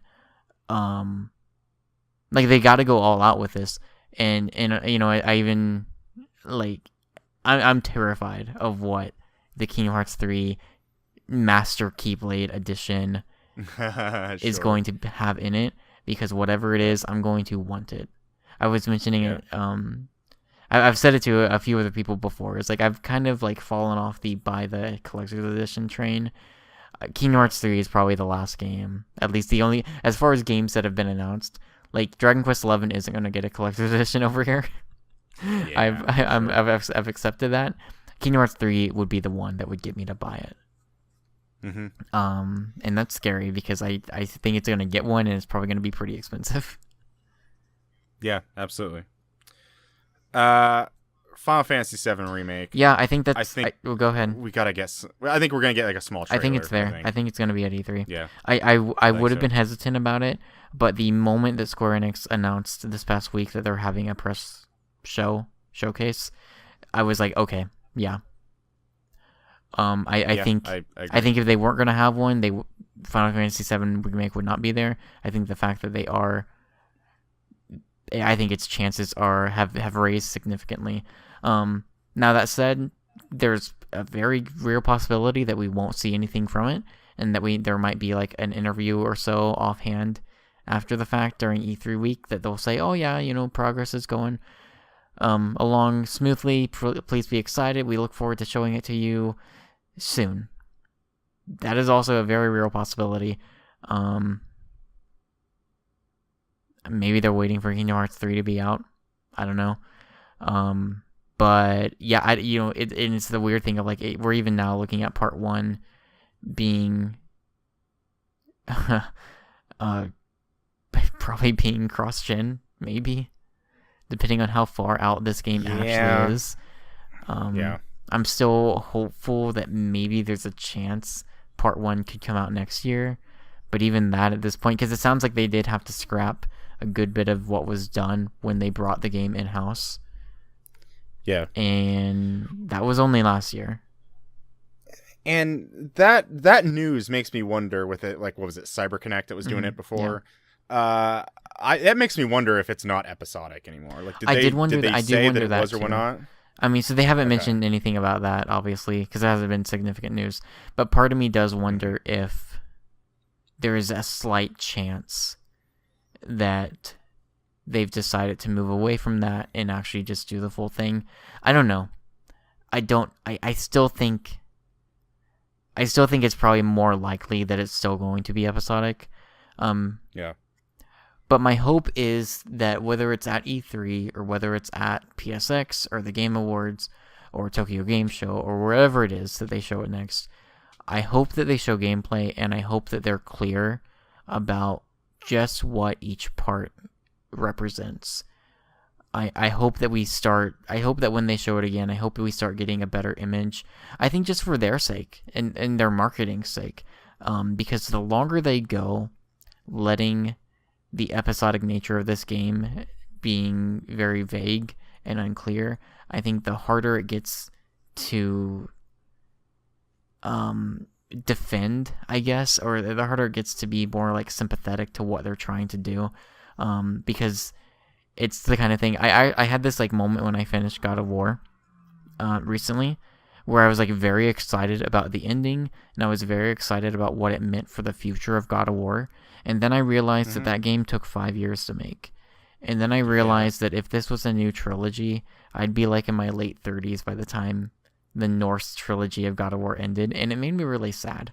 And I've told you this before, after finishing Final Fantasy 15 and with Kingdom Hearts 3 finally being close to being here, I don't know how much more I can wait 10 years for a game. Yeah. Oh, I hear you. Yeah. And I'm excited for Final Fantasy 7 Remake, but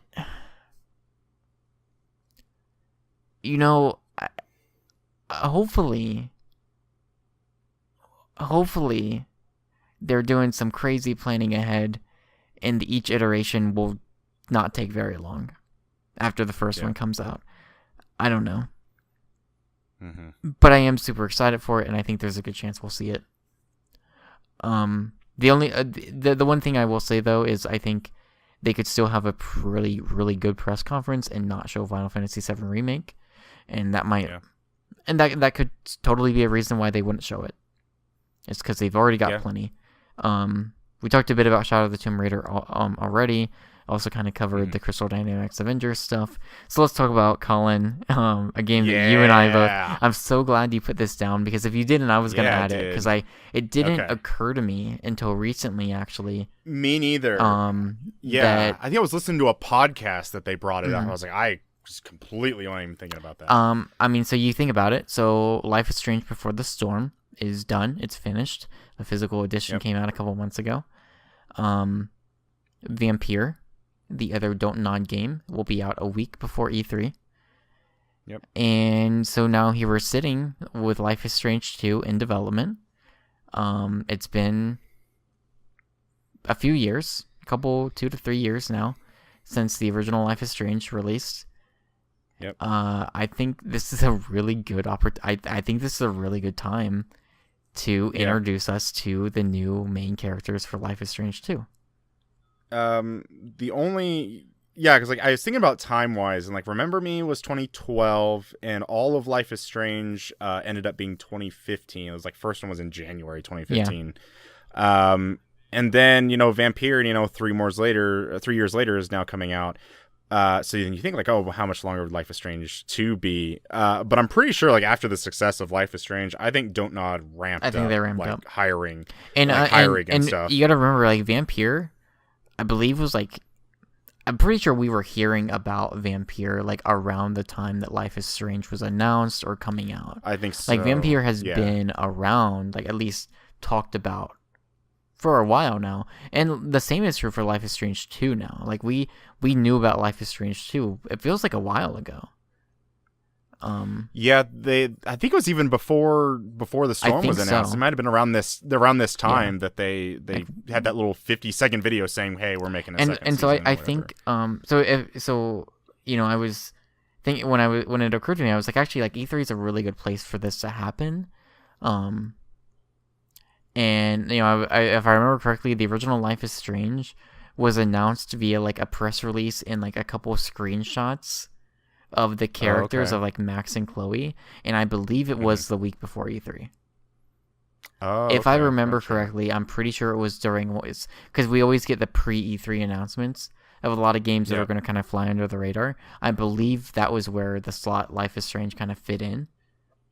Sure. And I don't remember if we saw much of it at E3. I think it might have been a little later that we saw like our first trailer. But if I remember correctly, I'm pretty sure that was a game that was revealed like the week before E3, maybe a couple weeks before.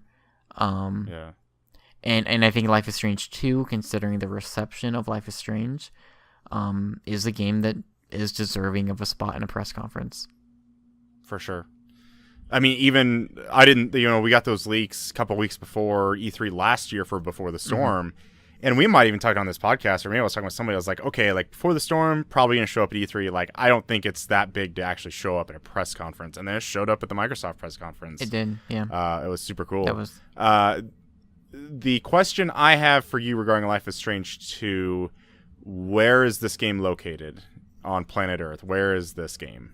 Oh, it's a fun question. I'm almost willing to say, will it not be the United States? Like, could it be Paris or something like that? I think it'll be the U.S. still. Oh, okay. Pacific Northwest was such a really good location, considering just even thematically. And I just can't see, like, a Life is Strange game in, like, Florida or something like that, Like, I can't... I briefly wondered about, like, maybe in the South. Yeah. What that could be like. That could be interesting. A lot of, like Alaska interesting, or like, directions Hawaii. you could take, I guess. I don't know, huh? I never thought about, like, where it would be at. That's an interesting take. I have no idea. For sure. I mean, somewhere in the city, like in a city, I guess would maybe. But I think what works so well for Life is Strange is that it's in a small town. Yeah, absolutely. And in some respect, maybe it's cool. Maybe it would be a cool departure for Life is Strange 2 to be in a city. We were in a high school, like a private high school, like maybe a college campus could be interesting. Because you could continue that kind of like, on campus with students kind of vibe. Yeah, like the campus thing just doesn't. like I can't see something like that. Maybe not so much where it's located, but when. Ooh, sure. I wouldn't even think about that. Maybe more of a period, like specific time frame. I don't know. I mean, 80s is like an easy pull because Life is Strange certainly thematically would fit in kind of the 80s era, like, you know, kids, adventure, paranormal stuff happening. Maybe not even necessarily that, but you know, that could be a potential route they would take. There is I think, I don't know if you saw this. I guess there's like a sequel comic they're putting out for Life is Strange. That is taking place after the BAE ending. Which I thought was interesting. Man, I don't know if I'd want that because I want a full-on game with that, man. Yeah. So next up we have new Tokyo RPG Factory game. I think that's too early still. Lost Fear. I thought so.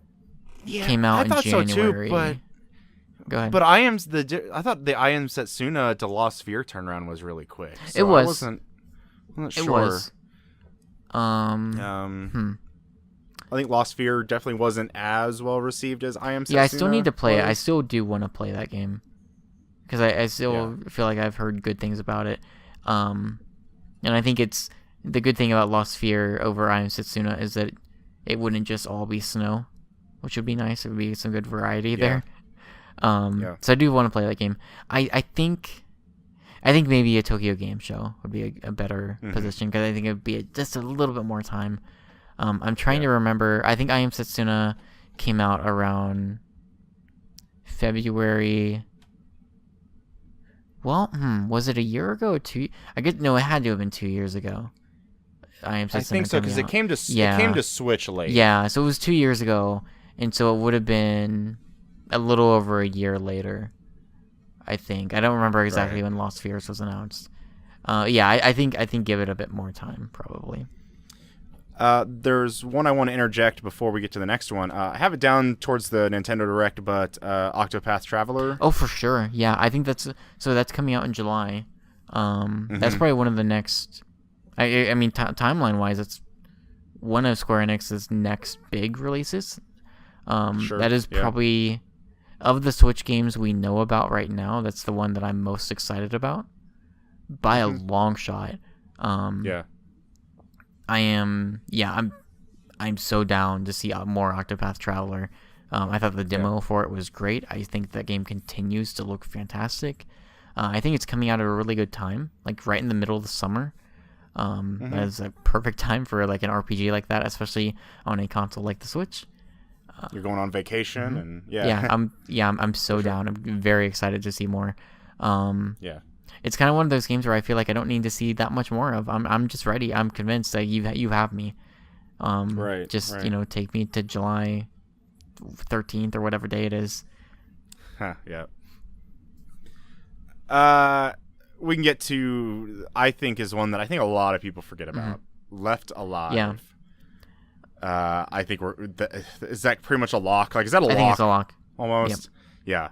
Yeah. This is, I can't remember who the director was, but the art director is Yoji Shinkawa. This is apparently was a Mech Warrior or Mech Assault or whatever one of those games were.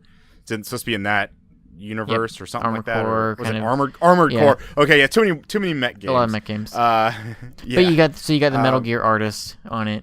You've got a director who formerly from Software, I believe, kind of headed up some of the Armored Core games, if I remember correctly. Yeah. Oh, no, it's the one that's was it too? Front Mission? Is that the one is that the mech game that Square Enix has? I don't remember. I don't remember. Anyways, it's a mech game. Yeah. They showed some gameplay of it back at TGS, like kind of like off screen, kind of like Phantom Pain-ish, in a way. I think that's the lock. I'm excited to see more of it. For sure. So we do have some Final Fantasy 15 DLC. We know that we're getting story DLC for Noctis, for Eric. What's his name? The villain. I don't remember his name. That's bad. For Luna, we're getting some DLC for her. So yeah, we're probably get a trailer for maybe some of that or more talks about what the future of Final Fantasy 15 holds. which is crazy. Like, I even wonder. I wonder if Kingdom Hearts 3 might be given a similar treatment. Post-release, if we might see some pretty heavy Kingdom Hearts 3 related story DLC, which would be weird to think about. I guess it would depend on how they wrap up the story for Kingdom Hearts 3, because it is the Kingdom Hearts 3 is the end of the Xehanort saga, and so like that'll be similar to Infinity War ending next year. The Thanos saga ending next year. This is the end of the Xehanort saga, and so like that's however this game ends, we'll end up ushering in what the future of Kingdom Hearts even is. And so I wonder if it'll be given a similar treatment. The thing I was thinking about Final Fantasy 15 is that like I think with all this DLC they're planning. Do you think that pretty much just rules out a 15-2? Yeah, I think so too. And that's fine. Because I mean, I think so. Yeah. Well, no, I don't know. I mean, they made a 10-2, so I guess it's whatever. Like I was gonna say, I was like, I don't even know where they would take the story after the way 15 ends, but you know they've done it before. They'll find a way. Yeah. The thing. Yeah, I don't know. It's interesting to me because I think the more and more. It makes sense that 15 is having this really elongated cycle of DLC. Like, it makes sense. I don't hold anything against them for it. But there was part of me that thought originally that 15 coming out, we might see Final Fantasy 16 like actually kind of quick. That might be something that they try to get out a little fast. But I actually think that I think that Final Fantasy, like I think that we could potentially find ourselves several years from now wondering, when are we ever going to hear about Final Fantasy 16? Which is crazy to think about.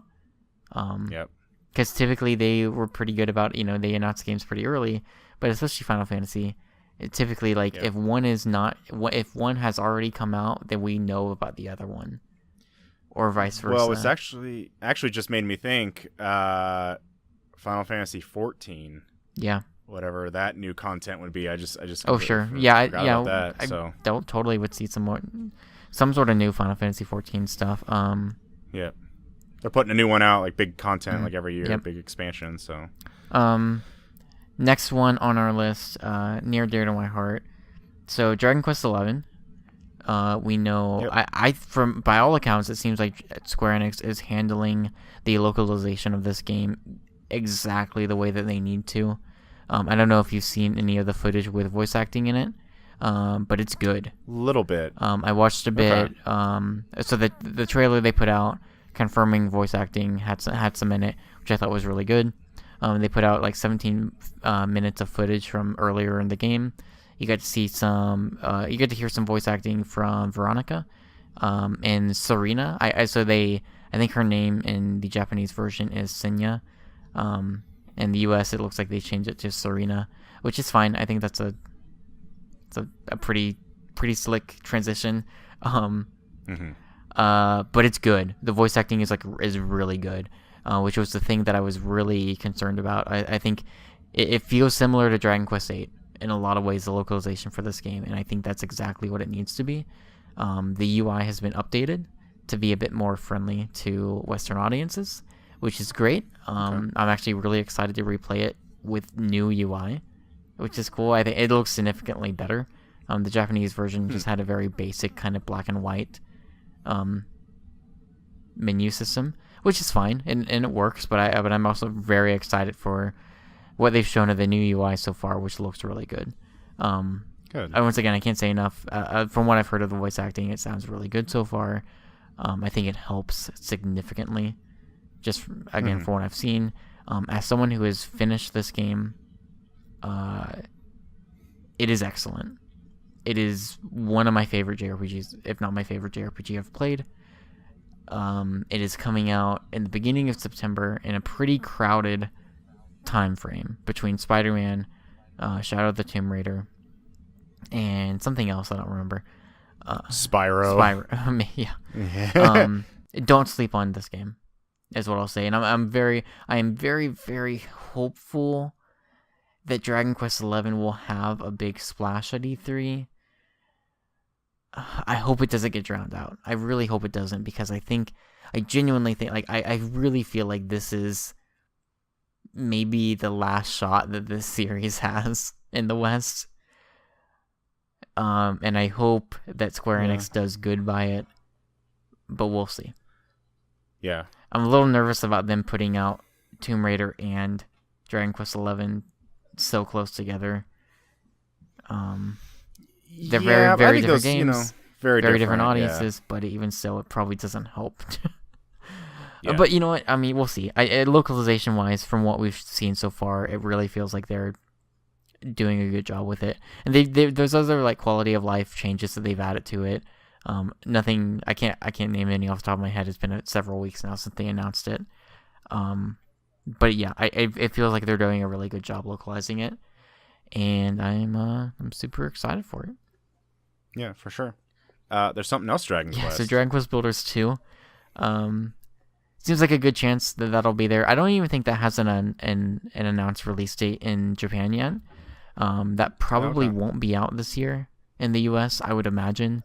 It'll probably be out sometime later this year in Japan, maybe even in the summer. Maybe early next year in the US. But I'm pretty sure when they announced Builders was coming to the US, I believe it was around E3 time as well. So I think this is totally the venue for them to do it at. If I had to guess, I'd probably say January or February next year for Builders 2. Very excited for this game as well. I love Dragon Quest Builders.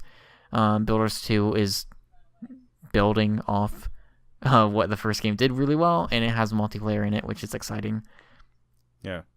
And the other thing, there's the story setup is cool too.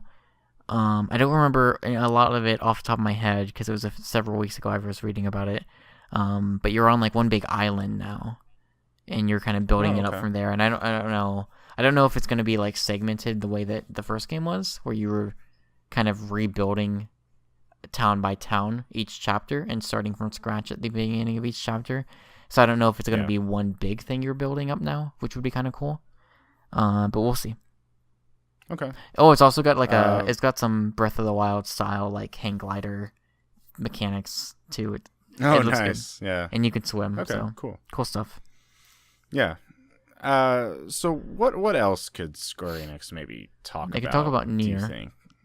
Oh yeah, that franchise. Yeah. They could talk about Nier. So it probably would be too early, of course, for any sequel or any kind of whatever the new project from Yoko Taro would be. Sure. I imagine that they are in pre-production on whatever that is. But one thing that they did talk about was that if Nier Automata did well, that they would look into remastering and bringing the original Nier to consoles or to this gen. And I think that has a very real possibility of happening. And that'd be cool. That'd be awesome. I think even last year with Automata kind of blowing up, I think the European Square Enix store did reprints of Nier on PS3, if you remember this. I think so. So yeah, I think that's definitely pretty cool too. Absolutely. Yeah, and do you think with the Nier game being in like pre-production, do you think it's Platinum again? You would assume that Yoko Taro is working with Platinum. I hope so. Square Enix. I really hope so. Okay. Yeah. I would assume that, but you know, I don't know. I think there's a good chance at it. It feels like, I mean, it feels like that. I feel like they were even surprised by how well that game was received. Yeah, for sure. I think they had to have known. I think at least some people had to have known that, like, obviously they knew there was a very passionate fan base behind Nier. Yeah. And I'm sure that they were proud of what they had put out.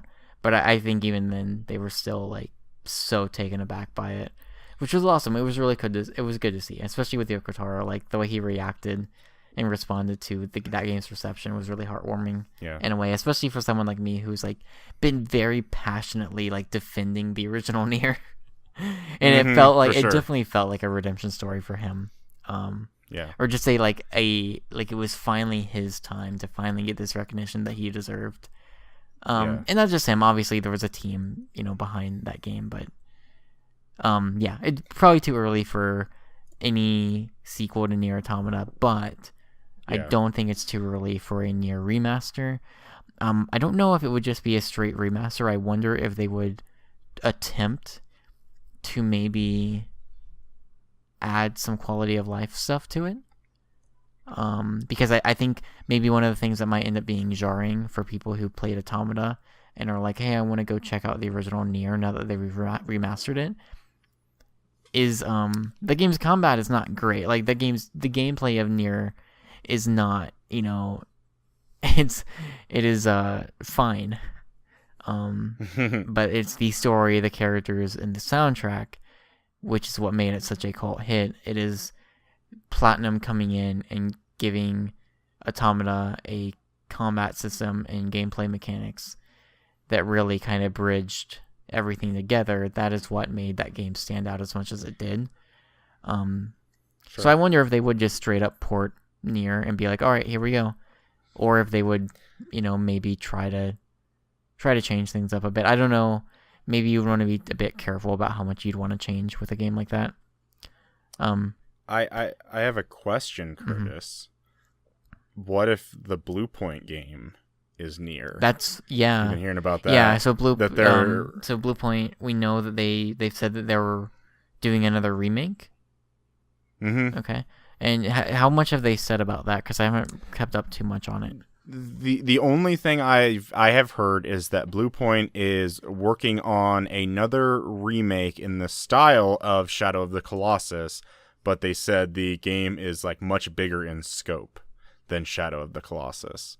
But they basically saying that, hey, we're taking a game that has already been made that was kind of a classic and we're remaking it again. Of course, the first thing everybody jumped to was Demon Souls for that. Yeah.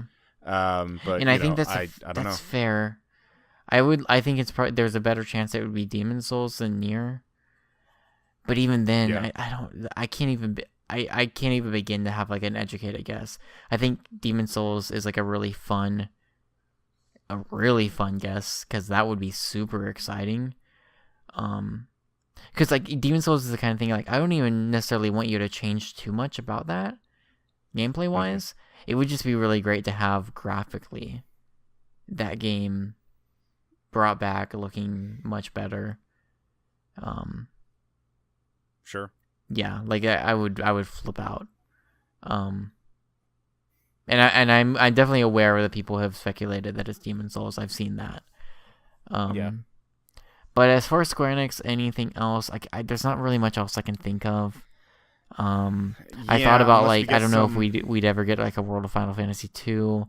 I loved World of Final Fantasy. I don't know if that's something that did well enough to warrant a sequel. Yeah. A new Go game, maybe. A new Go game, yeah, that'd be really cool. Did Deus Ex Go ever come to PlayStation? I don't think it did, right? I don't think Deus Ex did. Okay. But Tomb Raider and Hitman did. Yeah, both of those are great. Lara Croft. I would be super down for another Go game. I wonder if maybe... Because Hitman was like really well received. I wonder if Tomb Raider and the Deus Ex maybe weren't as much. Yeah. But Life is Strange Go was that trademark years ago or whatnot. You're right. I forgot about that. Yeah. That'd be wild. Yeah, for sure. And that would work. That would work really well for that kind of game. You could totally make heartbreaking decisions on the bus. Well, you could just totally see like the time mechanic working. Yeah. True. Okay. Well, let's move on. Let's talk about PlayStation. Let's talk about Ubisoft. Sorry. We gotta go through Ubisoft. We'll try and get through Ubisoft, I guess, pretty quick. Curtis, what celebrity comes out and sings a Just Dance song? Who's hot right now? Who's hot right now? Well, people don't like Justin Timberlake, right? I'm fine with him. Wasn't the reaction to his recent album not great? I have no idea. We'll say no. Let's bring out. Man, I don't know. Who would be good? I don't know. I just want to see more videos of that rabid Peach dancing. That's incredible. If you saw that video. That's a great video. So I mean, right out the gate, do we think new Mario and Rabbids anything? Is it too soon? I think this is part of the DLC because we got that Donkey Kong trailer, if you remember, a few months ago. I think either here or the Nintendo Direct, which I think it could be here more, because the big blowout for Mario and Rabbids last year was the Ubisoft press conference, and it was just kind of briefly touched on in the Direct. I think we'll see, maybe some Donkey Kong stuff and what even is next, maybe perhaps. They still got that season pass coming. I put out here for update on existing games: Rainbow Six Siege, Ghost Recon Wildlands, For Honor, Steep, and then I even put South Park DLC. At least with the 4 that I mentioned, that not counting South Park, they've been supporting the heck out of. Yeah, they've been doing a pretty fantastic job with it. Yeah, and Siege is probably the biggest one that's been still getting updates.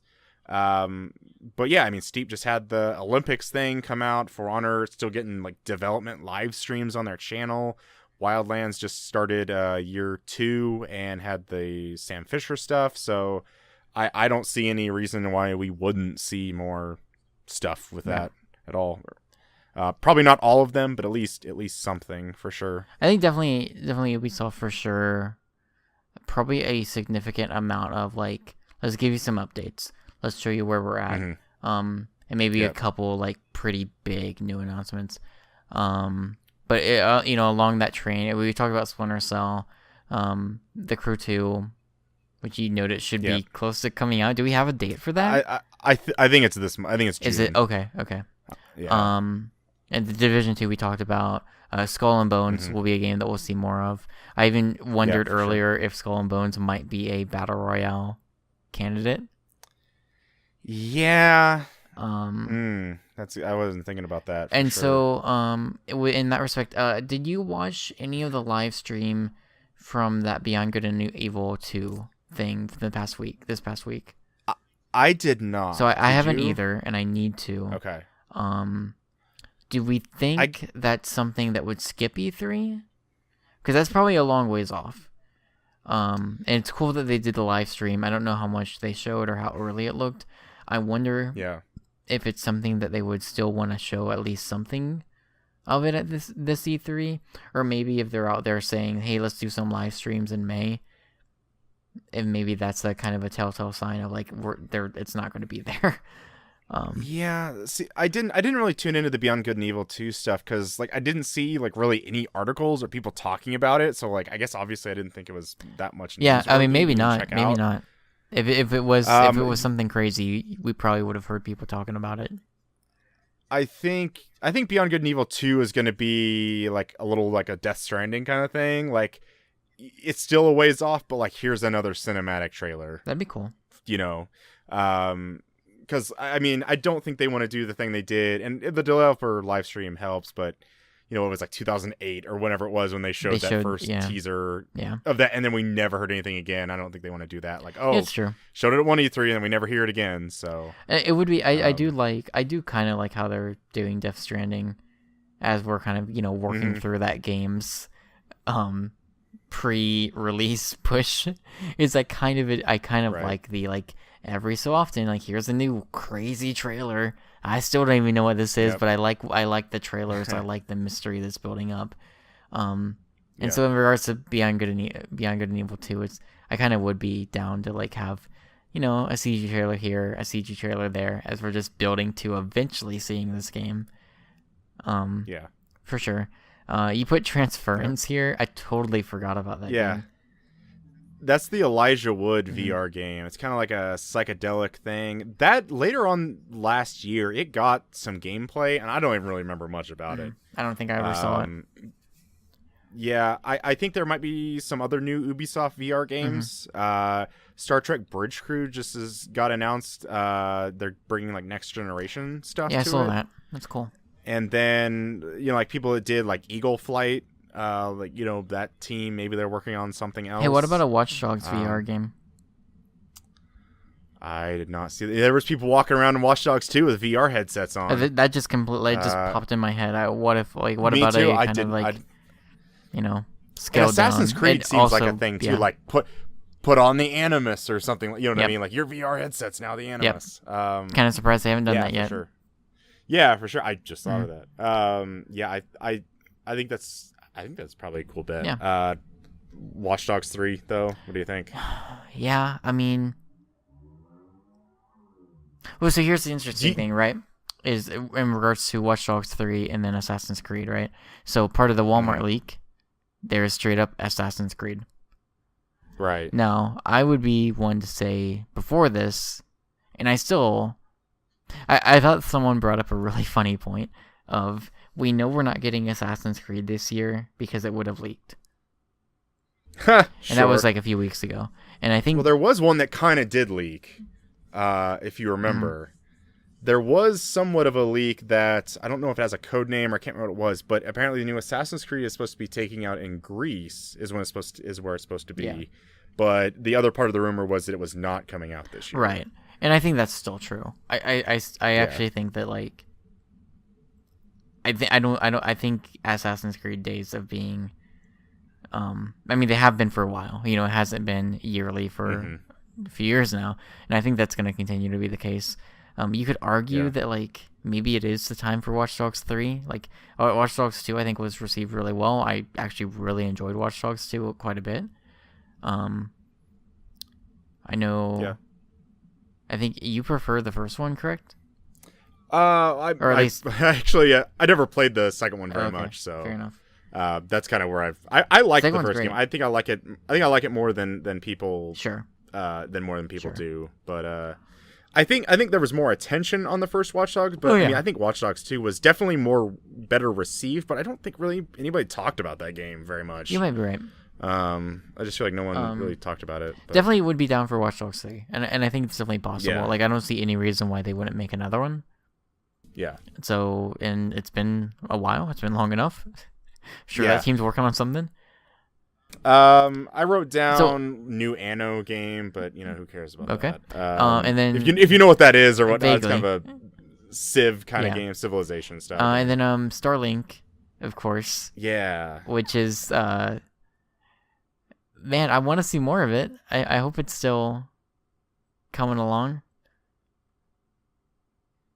Yeah, it just kind of seemed like it was just it wasn't a very long trailer, I feel like, last year at E3, and they didn't even really talk about it. I felt maybe there was somebody that came out on stage and mentioned something, but it was like you're putting your Toys to Life thing like on your controller or whatnot, and it was like for Switch and PS4, Xbox One. I still think it looked pretty cool. Yeah. I think there was like gameplay, and to be fair, I think at like Gamescom and Paris Games Week, I think they actually were out like with playable demos on the show floor. I'm pretty sure I, even not too long ago, had seen some like footage of gameplay from it, like a few maybe earlier in the year. So it's not like the game just vanished. Yeah. Okay. But yeah, I still think that game looks cool. In an age where Toys to Life is kind of going away, unfortunately, where does that game lie? I don't know. I think if we're done with Ubisoft is definitely late to the party on that one, but I appreciate that they're showing up anyways. Yeah. If not, I got some other rapid fires. Okay, I'm down. Assassin's Creed. No. Well, see, that Walmart leak is throwing me off, Colin. They can't just reboot Assassin's Creed, are they? Or are they going to remaster the original? No. I don't necessarily. I think there are some titles there that aren't necessarily the final title. Like in that Walmart leak, I don't think they're necessarily going to be like Assassin's Creed and that's it. I just wonder if, I don't know.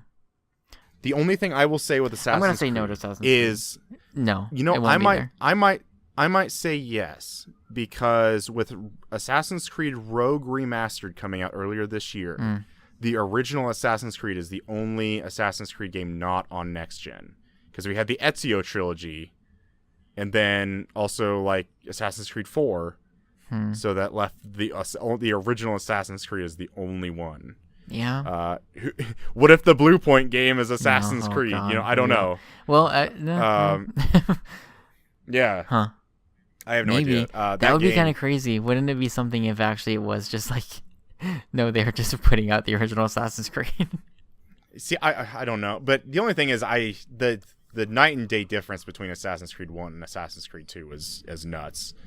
I remember playing both of those pretty close together, and Assassin's Creed 1 felt like a downloadable $20 game. This is a good rapid Assassin's fire. Creed 2. This is a fantastic All right, so no to rapid Assassin's fire. Creed is what I'm saying. Okay. Brothers in Arms. No. New Ubi art game. Yes, Child of Light please. 2? Yes, please. Okay. Please. I'm so mad that I didn't even think to bring it up. Please. Yeah. Oh, and just, see, that's all I want. That's all I want. I'm straying from the rapid fire path, but it's not like the Ubi art engine is like this thing that has to be like cutting edge nonstop. You know what I mean? It's not like they have to. We have to update the. They put out Ubi Child art of engine to make it look Light even better. and Valiant Hearts that one year, and it was Rayman. in Rayman as well. Yeah. But even just for smaller stuff, and I swear that like several years ago, the director of Child of Light mentioned that Child of Light 2 was happening. Maybe it's not That anymore. sounds familiar, but I too. swear that was a thing that happened. Yeah. And I don't even care if it's Child of Light 2. I just want another Ubi art game. And Yeah, like on an indie scale, like I would love a new 2D Rayman. I don't know if we're ever gonna get that, at least for a while. Rayman Legends and Origins either really did not sell very well, unfortunately. Even though those games are fantastic, I would love another smaller scale Ubi art focus game. Yep. 5 more. Trials. Yeah. Trackmania. Yeah. Nope. Prince of Persia. Yes. Rayman. No. I wish. Toy Soldiers. No. That's all I got. Let's talk about Sony. That's Ubisoft. Let's talk about Sony. Oh boy. So Sony announced earlier today.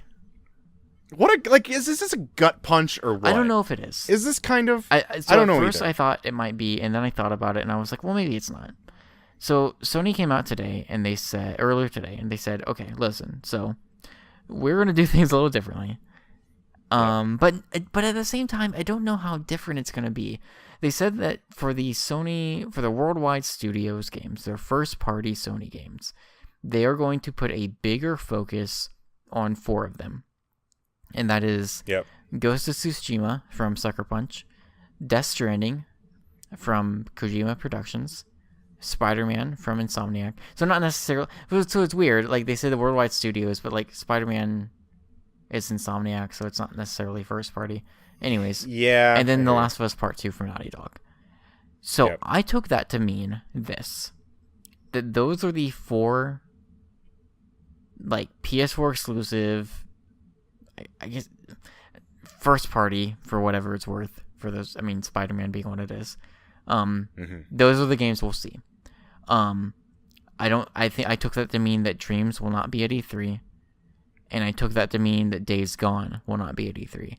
And actually, the thing that's interesting is the Game Informer cover this month is Days Gone, putting out tons of video footage for that game. In that rapid fire question video that they do. I don't know if you've watched that yet. They asked... Yeah, I did. They asked him if Days Gone would have a big presence at E3, and he kind of hinted at it not having one. Which kind of plays into this. Yeah. Now, that said, I don't think that means that we won't see maybe... There's some smaller kind of first-party games that you have written down here, like the Medieval remake they announced at PSX. Concrete Genie. I think it's games like that maybe you could slide in there. But see, here's the thing though, is like a lot of people are freaking out today as being like, oh, it's gonna be like, it's not gonna be very good. I mean, this is definitely them, I think, setting expectations, which is totally fine and it makes sense and that's fine. And they did that for PSX too, to be fair. They didn't do it for Paris Games Week, certainly though. didn't. I tell you they what. certainly didn't. Yeah. So I think, but at the same time, they were also teasing like big. I don't remember the wording they used, but they teased like big third-party announcements, and they also specifically said no hardware announcements, which is kind of a fun like kind of tongue-in-cheek like wink and a nod, like hey, listen, we're not. But is this going to be a Kaz Hirai fake out or something? I don't think so. Or like Kaz Hirai is like, oh, we're not going to announce the PlayStation 4 2 months later. There it is. No, I think this is very much the more I think about it, the more I feel like this is hey, all their first parties pretty much have their games announced. And if they don't, it's probably because they're working on PS5 games at this point. So things like Dreams, Days Gone, whatever else is out there, like Detroit's out in a few weeks, so that obviously won't be there. Maybe a quick little mention if it reviews well and sells well. And so this is their way of saying, let's focus heavily on these 4. We'll get like extended looks at them. They said in-depth looks, which I'm really excited about, because hopefully that means we get to see some extended gameplay for Ghost of Tsushima and Death Stranding. Yeah, so kind of thing I was thinking of. I mean, 3 of the 4 games we have never seen like actual gameplay of. That's really exciting. And these are 4 games. Like, these are not just like slouch games. Like these 4 games are pretty big for Sony. Mm-hmm. And I mean, Spider-Man is probably going to be one of the biggest releases at the end, towards the end of this year. Last of Us 2 will be probably. I mean, Last of Us 2 and Death Stranding are Sony's like 2 biggest games coming up in the next year to 2 to 3, maybe. And then of course Ghost of Tsushima is, I think also like there was a pretty significant reason to be really excited about that game as well. And so those are 4 really good games to be focusing on. Hopefully they all show well. I think just unfortunately, like I think the odd one out is Dreams for me. Yeah, and I still think this will be at E3. It just won't have the big presence. That's totally possible. And maybe because there was always. Sorry, go ahead. Maybe it's a thing where it's not a huge presence, but they're like, here's the beta date. Yeah. Because I mean, man, I sure hope Dream still comes out this year. But I don't know. I don't know, man. That game is just. Yeah. I'm worried about Media Molecule at the end of the day, actually. Yeah, maybe. I don't know. This game's just gonna not do great. If it comes out and it bombs, then maybe. But I think up to this point, everything they've shown has been really impressive. So at the very least, Sony is giving them the time, which is good, and that is something that's paid off for Sony, especially this gen. Like you look at God of War, specifically, like them giving studios the time that they need has paid off. And Uncharted was the same way. And so I'm so hopeful for that. I just, man, like Dreams was like on a technicality, we saw Dreams at the premiere of the PS4, all the way back. Although it was officially revealed at E3, like we saw the beginnings of it way back when we first saw the PS4. We saw the beginnings of it before we actually saw the PS4. That's true. So and before we move into third party stuff, we also have real quick, like are there anything that we want to say about like Death Stranding or Ghost of Tsushima or The Last of Us, other than just like we're really excited to see them? The only thing I think we'll get a ambiguous 2019 on Ghost of Tsushima. Okay. But again, they don't sometimes like to put dates on things, so I'm not sure. Yeah, that's true. I think Ghost of Tsushima and The Last of Us Part 2. I don't know, man. I can't. Is Last of Us Part 2 a 2019 game? I can't see. So I was just gonna say, like, I don't know if I could see The Last of Us Part 2, Death Stranding, and Ghost of Tsushima being all in 2019. That sounds crazy to me. But at the same time, like, I don't know. I don't think Ghost of Tsushima would be 2020. I think that's a pretty fair bet for 2019. Yeah. But Death Stranding, I guess Death Stranding would be the more likely candidate to be 2020. Yeah. Maybe. It depends. Like, Last of Us Part 2, I don't know. That's tough. Yeah. That's a tough call. One thing I do want to do, I want to play. What do you think? What opens and what closes? Right. So my theory here is we'll get one of these games, and then in between the 4, we'll get like maybe a montage of indie games or a few third-party announcements and reveals, and then we'll get the next game. And so the 4. So what order? Yeah, maybe? Like so the order I figured was like one of these 4 games. Some indie games, some third-party announcements, and the second of the 4 games, some indie games and third-party announcements. The third of the, and so on and so forth. And so I'm thinking, I think you open. I feel like you close with The Last of Us Part 2. I think that's just what they've been doing. Is Naughty Dog specifically? They close with Naughty Dog now. I actually think Ghost of Tsushima might be a good opener. That was my guess. I think Ghost of Tsushima is going to. And I think Spider-Man sees the second spot, and Death Stranding sees the third. That is exactly what I had, for sure. The only thing I could see is maybe Spider-Man opening, just to be like, hey, guess what? Play it in 3 months. I was thinking that too, but I think I like the idea of the opening being something we, by all accounts, haven't seen before. Yeah. Ghost of Tsushima, obviously we've seen a CG trailer, but I like the idea of them immediately going into gameplay for that. My also prediction for The Last of Us Part 2 is the gameplay that we see, I don't think will be Joel and Ellie. I think it'll be that other people that we're focused on at the Paris Games Week trailer, because they kind of said that like it's kind of 2 different paths, I guess, or 2 different stories, but they kind of interchange. I still think some of the Joel and Ellie stuff is going to be maybe a little left open. But who knows? I think it'll be Ellie. I think we'll absolutely see gameplay in which you are playing as Ellie.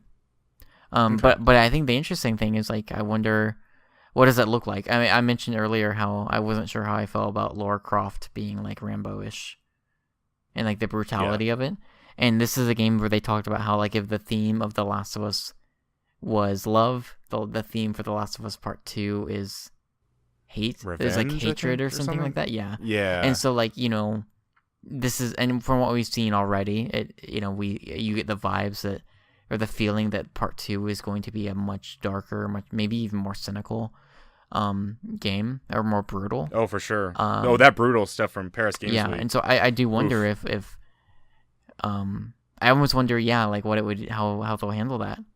Like, what kind of footage are we going to see, like, on the brutality scale? And what is playing as Ellie look like now? Because we did get to play as her briefly in the first game, and so I wonder, like, how has she changed? In the way that she fights, in the way that she handles situations. I think that'll be interesting. How many more tattoos will she have? Right. Yeah. Will the guitar be on the back? Like, exactly. Will she be able to grab that and smash people with the guitar? These are many. Or just sit and play at the all same these time. questions and more will hopefully be answered. Yes, exactly. Yeah. The last couple of things we have here under the first party stuff, we can kind of breeze through quick. So one, I don't think Bloodborne 2 is happening here. I don't even know if it's happening. At least for a long time. It would be a Japan studio only thing. I think it would be like them be the only people that would work on it. And if that's the case, I don't know. It depends. I'd have to see it. But the other thing I think, and I just actually, it was one of those things that this came into my mind a few days ago.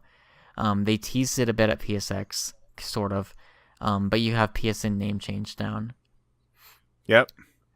The only thing I think they could do this is if it was going to be that, and so this is kind of the ambiguous stuff they announced today with the press conference, that I almost thought it was going to be that kind of like developer roundtable, whatever, everybody sits on a couch thing, and then that would be a spot they would announce it. Of course, I've kind of heard like joking over the past few months that the E3 press conference should just start, and it's just the PS4 menu, and they're scrolling over to their profile, and then they just like search, and then they like select the name change option, and they change their name right there. I think that's perfect. I think that's exactly how you do it. I think he just blended in with the Death Stranding gameplay footage.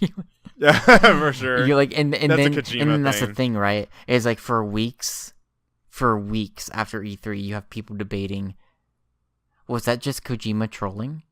Is that real? Like, are they actually going? And then they wait until July to like formally announce it. Sony's got to be leaning into a lot of that Kojima troll stuff. I hope so. Oh, it's gonna be great. Yeah. That would be hilarious if. Yeah.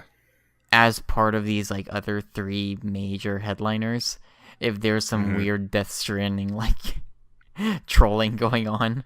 Yeah, or like they have the 4 big games or whatever, and they start with the PS4 and it has like all 4 of the icons, and then they like, oh, Last of Us, and then like they exit out and then they like go to the next one, and then like halfway through they go up to their profile and then change it and then go to the next game. I don't know, it's weird. That'd be cool. Let's talk about third party. Yeah, sounds good. A lot of these we've already talked about, I think. Left Alive, and I think. Or I just missed the first one, I guess. And I think a lot of these actually seem kind of likely that they would show up at a Sony press conference. There's also probably a few that are in here just to be like, this is just our third party section. Yeah, for sure. Let's go. So the first one I added. Yes. And yeah, it's one that like I don't feel like I've seen a lot of people talk about it, but I think this is when we're gonna see it. And that's Shadows Die Twice, which was the shocking tease from Software back at the Game Awards last year.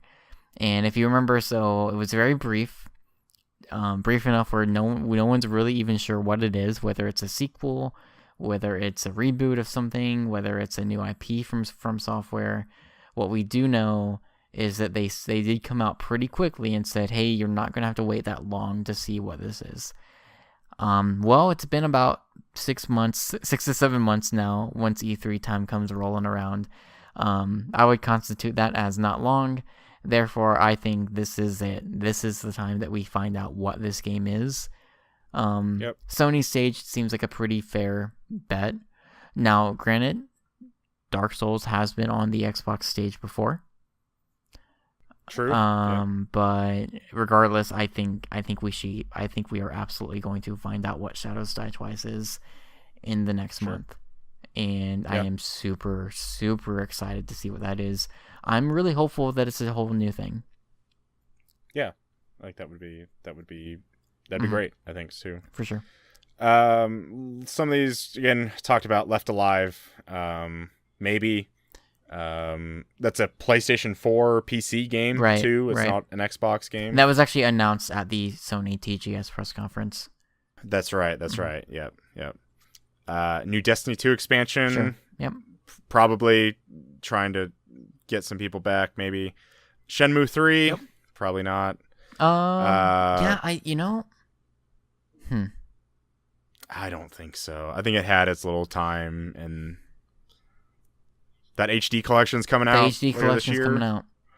And I even wonder if maybe that might mean that there's a better chance that we see it now. Yeah.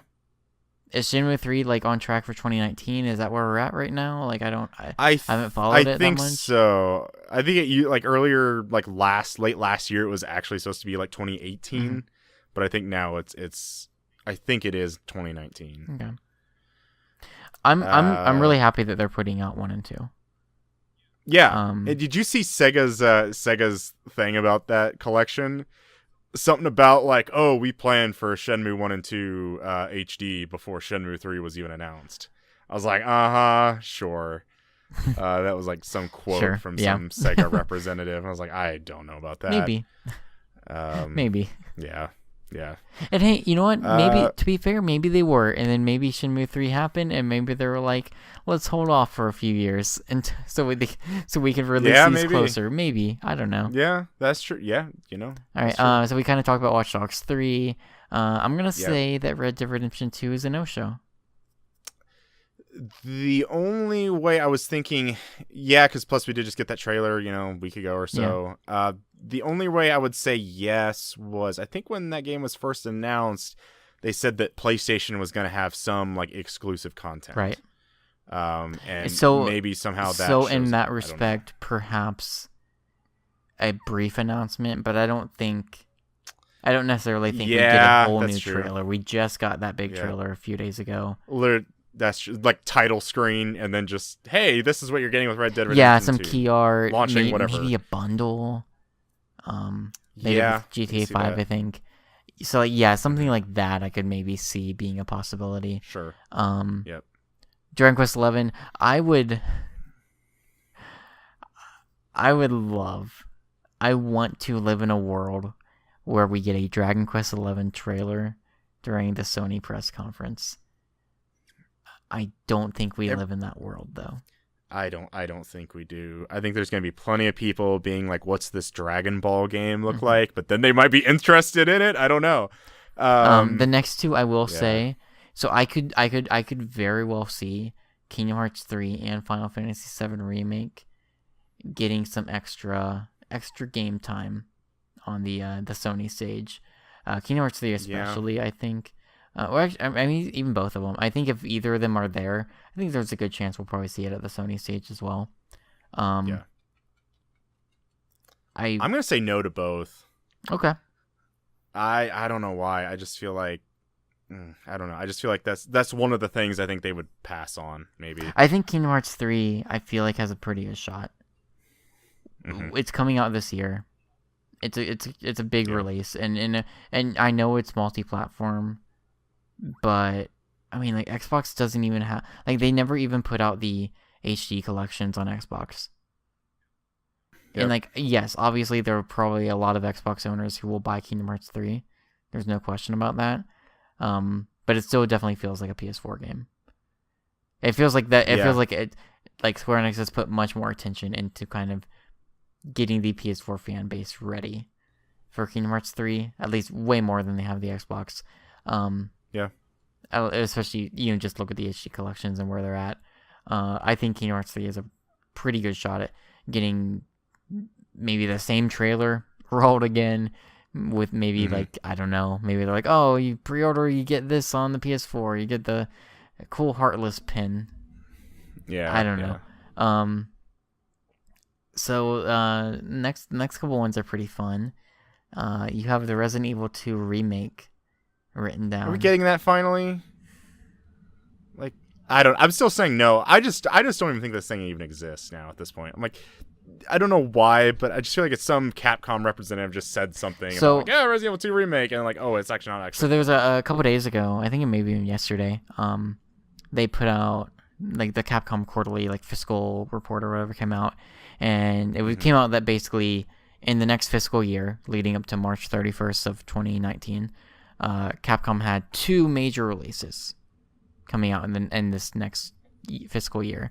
So it's like, okay, well, for what we have heard and what we know, it sounds like Devil May Cry 5, which we'll talk about in a second, is one of them. And so the question was, well, what's the other one? And I honestly thought, like, actually, maybe it straight up is DMC 5 and Resident Evil 2. Yeah. However, and I don't know if I assume that they would count this.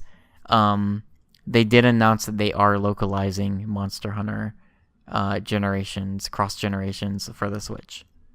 Yeah, that was like double cross generations or something. I don't know what the English title is, but that's coming out later this year. And I think that's one of those 2 games. And I think DMC 5 is the other. Therefore, I don't know where that puts Resident Evil 2 remake. I still don't think Resident Evil 2, I still think Resident Evil 2 remake is like a $30-$40 game. I think you're right. I don't think it's a $60 game. Oh, I mean, it depends. It depends on how like all out they go on it. Sure. Blue Point, Capcom, maybe. I don't know, man. just keep. I was actually, you know what? Like, how funny would it be if that was what Blue Point was? Yeah. I do think Resident Evil 2 remake is happening, and I'm sure it's coming along. My hope is that when they finally show it, it's RE7 style. It's out in a few months. Yeah. But that said, I think this is the time for DMC 5. Looking at this list that we have for third party, I feel like that's like the biggest lock. Yeah. Out of absolutely. all of these is DMC 5. So in the DMC 5 trailer, Dante with white hair, does he make a joke about his hair color? Or does some there is some sort of reference be like, oh, you there's should some change sort of your reference hair. to him being back. Yeah, I agree with that. Yeah, absolutely. Yeah. Soul Calibur 6, maybe. I don't know. Sure, probably maybe. Not. I don't know. I mean, it'll be at E3, but I don't think it'll have. I didn't even see this other game you just put, or you have down. Yeah, Deep Down. Sure, why not? Sure, why not? That'll be next to the Agent trailer. at E3. One thing I added somewhat late because I thought I added it earlier, but Rocksteady Superman, is it happening? I wish it was a totally new thing. I feel like the recent evidence is definitely mounting towards it being Superman. And it does feel like the Rocksteady announcement's imminent. Yeah. There is one other thing that WB teasing, specifically a man named Ed Boon. Oh, yeah, I saw this. Mortal Kombat 11. I've just thought of it now. This is the cycle that, it's one year is a NetherRealm game. Yeah, and then the next year is an announce of the game coming next year. So it's like every 2 years we get a NetherRealm game. Mm-hmm. Injustice 2 was last year. We get the announcement for Mortal Kombat 11 this year, and then it comes out March, April next year. I can see it. That's usually what happens. Black Ops 4, sure. Yep, talked about that. I'm sure it'll get some weird just trailer at the press conference. That's something they'll probably still highlight. Call of Duty, DLC, whatnot. Mm-hmm. I had some list of VR games that definitely, thinking this would be a lot bigger, maybe press conference or something. The 3 I had is Firewall 0 Hour. Is this still not out? I don't think so. No, this is that team-based one that was at PSX. Yeah. This is the new Adam Orth PSVR game. I don't know if you knew that's who was working on this. Oh no, maybe I'm thinking of a different game. I'm thinking of a different game. Never mind. Oh, okay. Yeah, this is the it was like that terrible like direct feed footage of the VR game that was first shown at PSX last year. Yeah. This that was that team-based like Siege kind of looking thing. This is that game. Blood and Truth, which was the Sony London game, which is kind of the getaway, or not getaway, but the seems like an expansion upon that one. That came with that PSVR, PSVR world thing. Mm-hmm. I think this is a pretty good shot for a Farpoint 2, like Impulse Gear working on something. I think that would be. I think if we get an announced for that, maybe comes out next year. Mm-hmm. But other than that, that's pretty much all the big stuff for PlayStation that I've got. Any rapid fire for this one? No rapid fire, only rapid fire for Nintendo. Oh, that'll be fun. We have left. Yes. Well, cool. I'm trying to think if there's anything else that I could think of that could show up. There's got to be something. I was pondering this the other day about Little Big Planet, and I kind of came to the conclusion I feel like Little Big Planet's probably done. I think so too. Which is unfortunate. I really like Sackboy a lot, but it seems like it's probably it. I mean, Little Big Planet 3 was felt like the farthest you could take that franchise. It's kind of a dud, really, I think, to a lot of people. Yeah, I really liked it, but definitely was soured by the time I was finished with it just because of the multiplayer at launch, how broken it was. But I did really like the campaign, and I really felt like the tool set was pretty much as far as you could take it. Yeah. Curtis, I just thought of a game that, I'd say you're somewhat excited for that we hadn't even talked about. Mm-hmm. Mega Man 11. Oh, dude, yeah. Oh, totally. I don't know where that would fit for a press. I don't know if that's even I don't know if that's in a press conference. Yeah. But I think it's at E3. Oh, sure, totally. When are the Mega Man X collections coming out? Are those still a few months away? I think they're pretty soon. Maybe July. So yeah, maybe. Yeah, I thought maybe July. Okay. Yeah. Yeah, that's pretty much what I got. What's crazy? Like Supermassive. I didn't realize how soon Pixel Junk Monsters 2 is out. Yeah, that's pretty close. I played the demo, and I was like, oh, cool, they put a demo this early. Cool. And then, earlier today, it's like, you can pre-order, and it's out on the 25th. And I was like, what? Yep. Did you see the... I'm sorry to derail. Did you see the DLC, season pass for Pixel Junk Monsters 2? Oh, is this the Danganronpa stuff? Yeah, there's Monokuma mask on the monsters, and I was like, oh my god. I'm not a huge tower defense person, and so I enjoy Pixel Junk Monsters, but I'm not crazy about it like some people are. The Monokuma stuff might get me to get it. That might be the thing. Sure. And is it only on PS4 that DLC because that game's on Switch? I think it is on Switch. I don't know. I haven't looked into it. Okay, gotcha. But yeah, that's about all. The only thing Telltale, Walking Dead, and/or Wolf Among Us, maybe. I don't know. But I don't think that shows up at a press conference. No, probably not. Yeah. Another PSP remaster, maybe. You know, like on the PlayStation blog gets announced. Yeah, I'm not sure. But yeah, should we move on to that Nintendo? Yeah, I was just reading quickly through this Walmart leak to see if there was any like Sony specific stuff. Oh, right, because I don't think anything Nintendo-wise was maybe on that leak, was there? I don't think so. Yeah. I mean, there was like Insurgency. There was Super Smash Brothers, but it's like, well, yeah. Oh, okay, yeah. And Metroid Prime, but also, yeah. Yeah. Insurgency Sandstorm. I feel like that sounds familiar for some reason. And even like Lego DC Villains, like that sounds like a thing. Yeah, totally. With Lego DC superheroes or whatnot, that sounds like something. And they do have a thing that's just called Metroid Prime on here. But then also it's Metroid Prime 4 in the description as well. Well, some of those titles might be like placeholder. Oh, for sure. For sure. So Insurgency Sandstorm is a game, according to Google, developed by New World Interactive, published by Focus Home Interactive. Okay.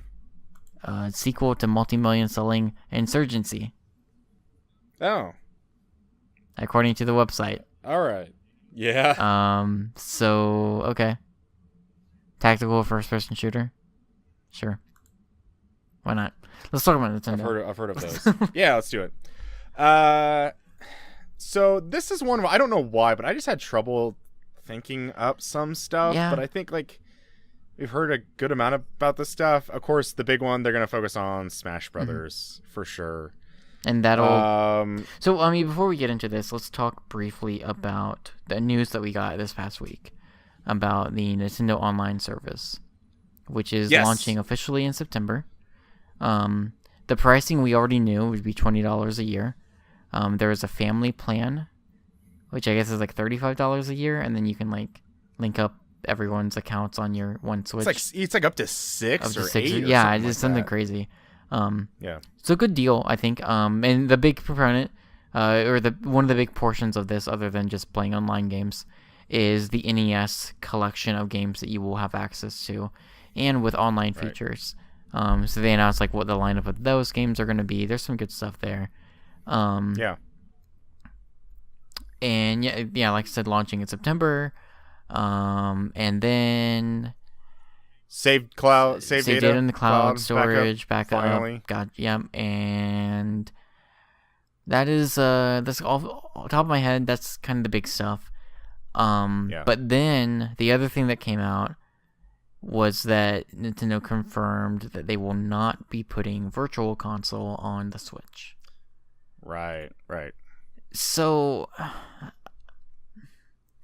and I'm not surprised. I don't know why. Yeah, I think the further time went on, I think the more clear it was. But they've also not necessarily closed the door on it in a weird way. Like, obviously, Virtual Console has this one all-encompassing umbrella in which all retro games from past consoles and handhelds would be released under. That is obviously not going to happen. However, they pointed at things like this that recently announced, like Sega Genesis collection. I don't remember the name of it. I don't think that's on Switch though. Well, no, not what is the? Sega Forever. Sega Ages. Yeah. Yeah. So they mentioned stuff like that, where like publishers could do their own thing, or like Hamster's been doing the arcade archives.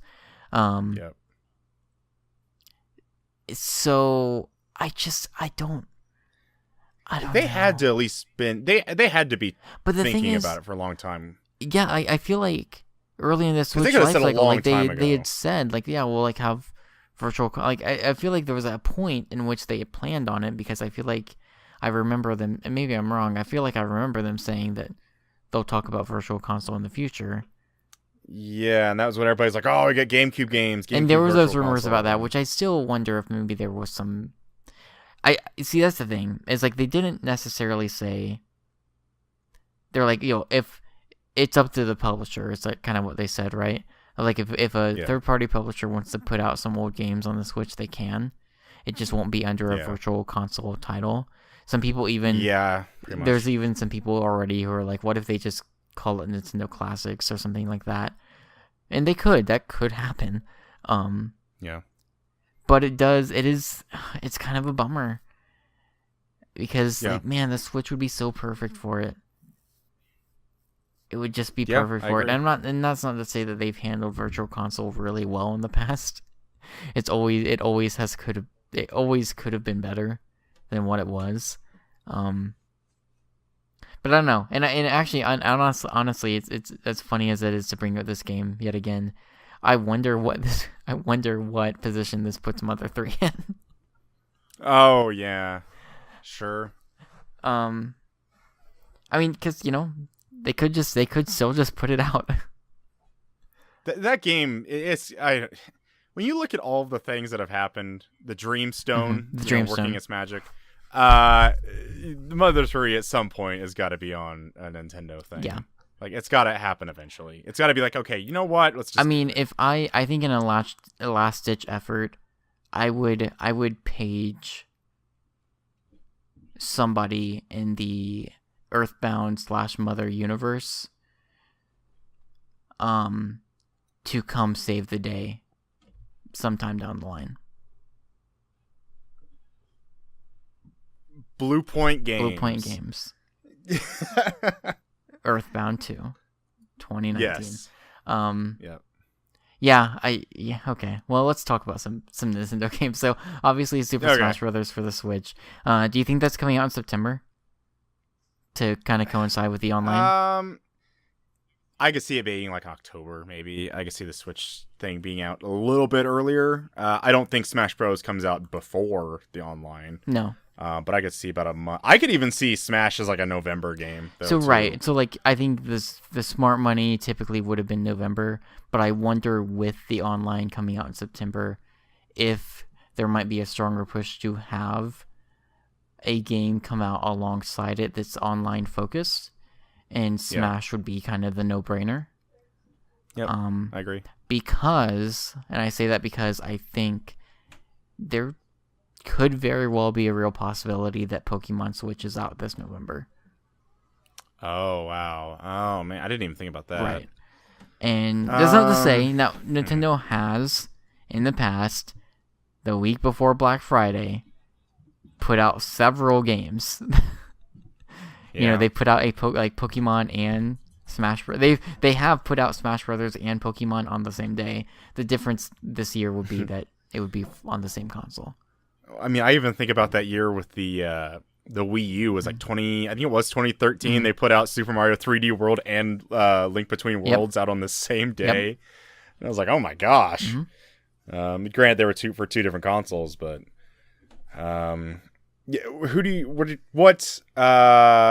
what character that it hasn't been in Smash before do you think shows up? So we already know the Splatoon characters, of course. So we already know that, so I can't go with that. Huh. Yeah.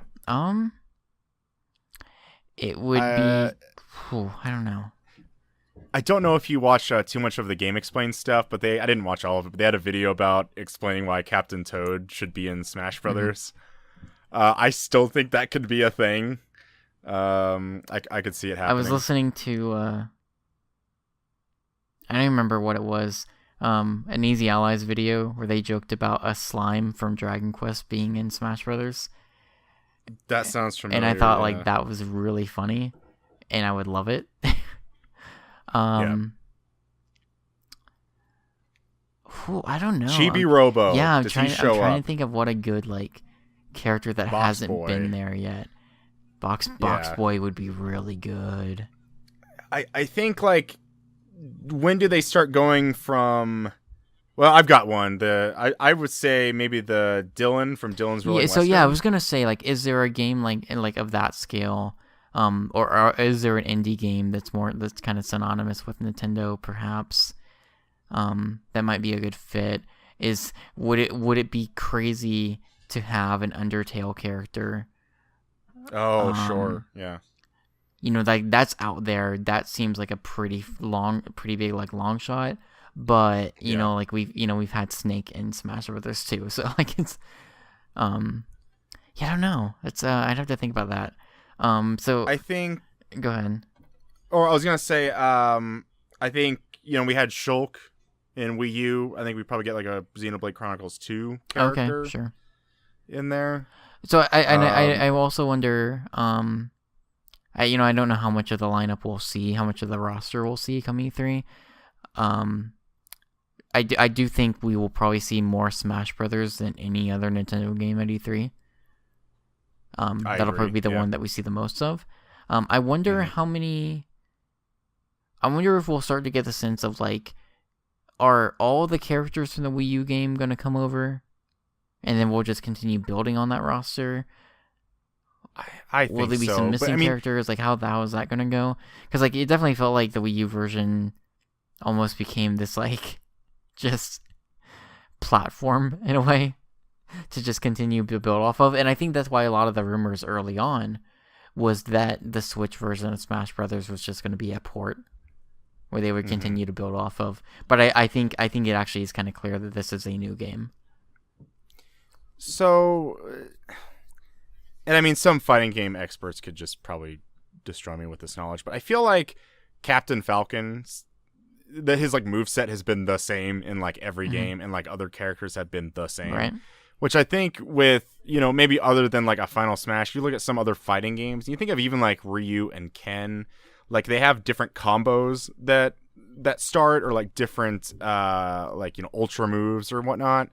I just feel like a lot of these Smash Brothers characters are kind of just the same character. So I was actually going to bring that up. One of the things we saw in the teaser trailer is the Link that we saw was the Breath of the Wild Link. And I think that could potentially open up just completely new movesets for Link. If you think about some of the tools that you have at your disposal in Breath of the Wild. And I was also thinking Mario. What if it was just straight up Mario Odyssey Mario? And so you had Cappy. And that, again, would kind of bring a whole new set of kinds of movement options and attacks and different special abilities. I was gonna bring up, because they did it like with Melee.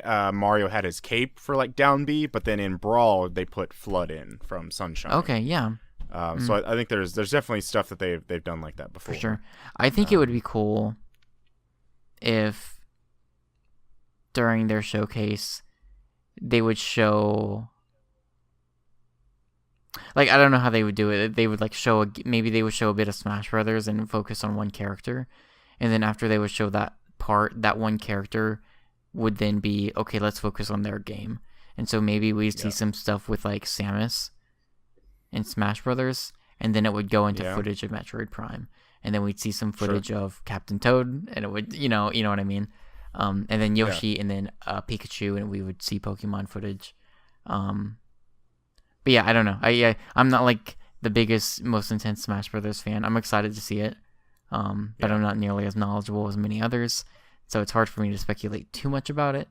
Other than I'm excited to see what they have in store for us. The next one, oh, go ahead. I did want to say one more. I did want to say one more for Switch or Smash Brothers. We have we had Link, we have Toon Link, that kind of stuff. Link, Young Link. We have Mario. I want Paper Mario. Oh, that's good. Yeah. I want Paper Mario as That'd a character. Fun. I'll take that. That's all I got on Smash. Cool. Any chance of a Paper Mario game? I mean, I'll pull it out of the Wii U Rapid Fire, but Paper Mario Color Splash, I think, is a pretty good candidate. That game came out that was like one of the last Wii U games to come out for like first party Nintendo. I think that's a good chance of that at least coming out. I still think Paper Mario is still pretty not highly sought or whatever in the eyes of Nintendo, because like you had new Paper Mario, you also had the Mario and Luigi Paper Mario thing. Yeah, I would say it's a good chance that we could see something. Okay. So next up on the list is one of the games I'm probably most excited about from Nintendo this year, and that's Animal Crossing. It's time. It's just time. Yeah, for sure. Do we think it's this year though? Because I kind of feel like I would say no. I feel like it probably isn't. I don't know. I mean, I guess it's tough, right? It could very well. I mean, if you think about it, like Octopath Traveler is July. Captain Toad. Do we know where we have a release date for Captain Toad, right? Is that soon? It's this year. I don't know what time. That's a 3DS game too. Smash Brothers sometime this year. Pokemon Switch maybe. You would think Yoshi would be. Yoshi might be in August, October maybe. Yeah. But I guess you start filling in the slots of like at least one big game a month. I wonder if Animal Crossing could be this year. Maybe Animal Crossing's a September game. It's a big game for them. Like it's a game that would totally do super well whenever it comes out. Sure. New Leaf it's been a long time since New Leaf. And granted they've updated it quite a bit throughout the years. But man, I'm just ready for an Animal Crossing game. It's been a long time since Happy Home Designer and Amiibo Festival. God, don't even. Maybe they'll give us an excuse to use all of our Animal Crossing amiibo again. Yeah. Or not, I don't know. So I don't know about Animal Crossing. I mean, of course, everybody's like, oh, it's going to tie into the phone game. I still don't know if that's necessarily true. Yeah. I don't know either. I just want Animal Crossing on the Switch. That's all I want. I don't think that's too much to ask.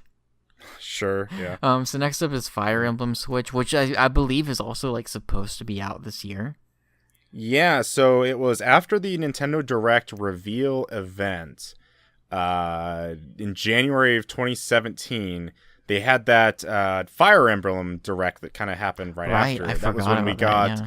We got three things. We got the Fire Emblem Shadows of Valentia came out 3DS. Mm-hmm. We had Fire Emblem Heroes, but then we also had them confirming that a Fire Emblem for the Switch would be out next year. So it's kind of ready for it, I think we've heard nothing about it pretty much. I think even like earlier, like when it was first teased, like we were like, oh, maybe it's early next year. Well, obviously not. Right. Yeah, so I mean, I played, the one Fire Emblem I played is Birthright. I believe it was Birthright. Really liked it. It's good. Good game. I'm excited for more. See, I played a demo for Awakening, I think. It was on 3DS, and I think it's just part of that, like, anime style, like, with the cutscenes and stuff. I was a huge Advance Wars fan, so I mean, I love Advance Wars. It's just I don't know, something about Fire Emblem. You just pick up Disgaea. Really get into Disgaea. Disgaea. Yeah, I don't know. Disgaea. Mm-hmm. So like I want to say like I'm kind of worried about this remake of Disgaea 1 that they're putting out, or like I don't know. Okay. Yeah, I guess remake. I don't know if you've looked into too much of it. I'm nervous that it's just like a graphic overhaul, where it's just like, hey, we put the HD sprites in from Disgaea 5. Yeah. And that they're not updating the game mechanics, because that series has changed pretty dramatically. What in the world is going on with NIS nowadays? I don't know, man. I don't know. What in the world? They're fumbling over the Ys 8 thing, and they're still following down the hill. They're still fumbling over it, which sucks because Ys 8's like really good. Yeah. I feel like that Birthdays thing's supposed to be coming out for Switch again too. Yeah. No, so we were joking about the collector editions and what I would buy and what I wouldn't. The Disgaea 1 I don't remember the full name of it. Disgaea 1 something. So it's a remake of the original Disgaea game. They have a collector's edition for that on the NIS store. It's pretty cool. I really want it, but there's two things that's stopping me. One, it's $100, so it's a little steep. because I think that the game alone is just $40. The other thing is, so there's like some pretty cool printy stuff that you get with it, which would be cool. But there's also, so Etna is a character in Disgaea, and she's a demon girl. All the characters in Disgaea look young, but they're like thousands of years old, right? Because of anime. Sure. So Etna looks very young, like 11, like prepubescent. But she's kind of sexualized, in a kind of succubus kind of way.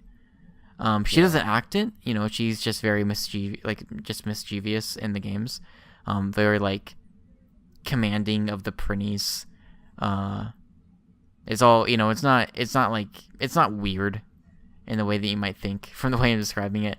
But the collector's edition certainly makes it weird because it totally has one of those like anime girl boob mouse pads.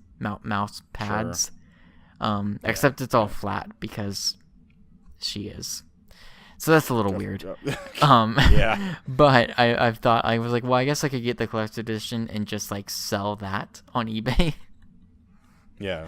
Maybe get some money for it. Mm-hmm. Anyways. Oh, I'm sure somebody would get somebody will buy it. Yeah. So we called Captain Toad Treasure Tracker. That's coming to Switch. Yep. So you have a Switch. Would you buy this? Are you gonna get Captain Toad Treasure Tracking? So I don't know, man. There's still a lot of stuff that gets announced for Switch. Like, not to go off on another tangent, I get into so many like Nintendo moods, Me too. and then get out of them like 5 minutes later. So here's what I'll say. Crazy. Captain, like, I don't know if I'll get it because I've already played it. Although I think it's only like $40, so it's. I think it is discounted. Yeah, so it's not bad, and it's coming out in July. I think it's actually like right after Octopath Traveler. Now that I think about it, I'm pretty sure. Yeah. It's really good, and I would definitely recommend it. That's what I'll say. Cool. So we talked about Octopath Traveler. Let's talk about Bayonetta. Yeah, it's like when I was like, oh yeah, duh. Like, we're gonna gloss over that whole thing. Yeah, I think you get a trailer, for sure. Yeah, maybe. Maybe even like a Nintendo Direct, or not Nintendo Direct, but Treehouse Live thing later on in the week with it. Yeah, for sure. I'd say that's pretty good. Cool. And so we're looking at Splatoon 2 Octopath expansion. Well, I know that's been announced. Probably see some more stuff about that. Metro Prime 4. We seeing this? I think so. I would hope so. Right. I don't think it's this year, but So one thing we didn't mention about Smash Brothers Switch was some developers tweet about it being co-developed with Bandai Namco again. If you saw that, yeah, I mean that seems likely because the Wii U one was too. And do you remember the rumor about Metroid Prime 4 was apparently developed by Bandai Namco also? I remember. Does that sound familiar? Yeah, no, that's Okay. I mean, maybe we have to see that game, right? We have to see something. Metroid Prime 4. You got to, right? But it was just the most slapped together logo and like announced trailer that I had ever seen. It was just the regular Metroid Prime logo with just a 4 slapped on it. I mean, it was all it needed to be.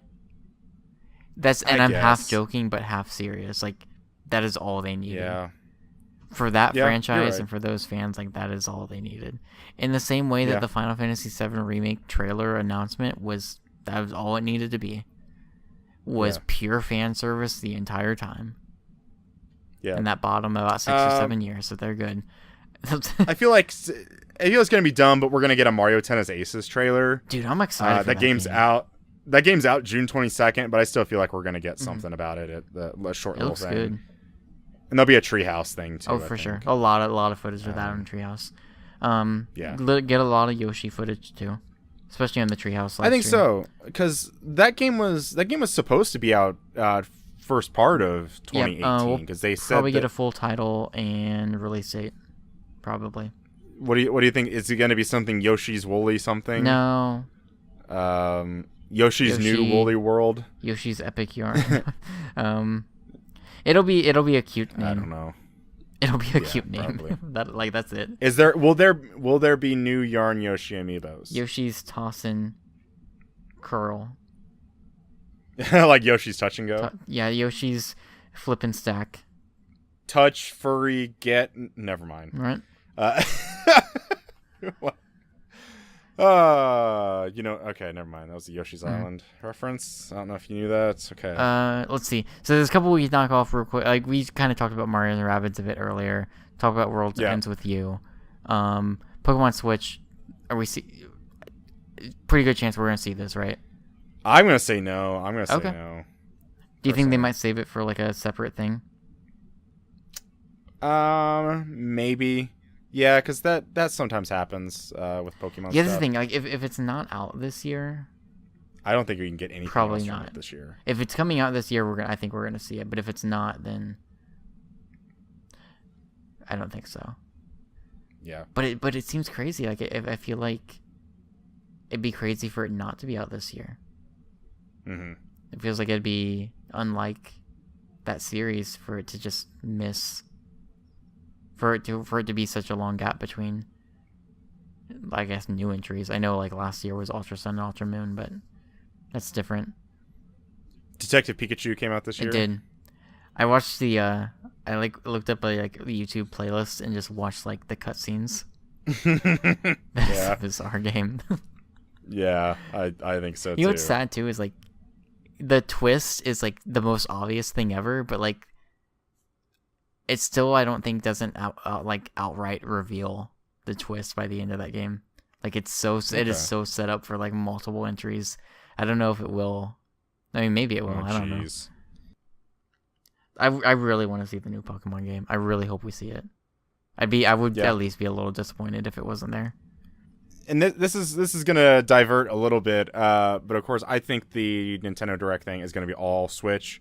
But I think in the Treehouse Live stuff, I think you're gonna get 3DS stuff, like new 3DS stuff. I mean, there was that rumor about that Link's Awakening 3DS remake earlier this year. Yeah, that's right. And I still wonder, and still kind of believe that there was some truth to that. And so, they've said even recently, and Nintendo said recently, like they have 3DS software planned for the next like 2 years or something like that. Yeah, so it was they had the Direct that had Mario and Luigi Bowser's Inside Story remastered of it. So and there's a Luigi's Mansion remake. That's right, which made me so sad because I really want it for the Switch. Yeah, and what's their names? Or I don't know if you also know that, but it's Grezzo, I think, making that Luigi's Mansion. Yeah. So it's not even Next Level or whatever. Yeah. Who made Dark Moon? Then there's that WarioWare game coming out on 3DS. The Dylan's Rolling Western's coming out. I think we're gonna get more 3DS stuff because they even said investor thing that like, oh yeah, even past 2019 we'll be supporting 3DS. Yeah. That's nuts. Which it's crazy. It makes sense, but it's crazy. Yeah. So before we get to the last one we have here, you think there's any chance that we see a 2D top-down Zelda game for the Switch?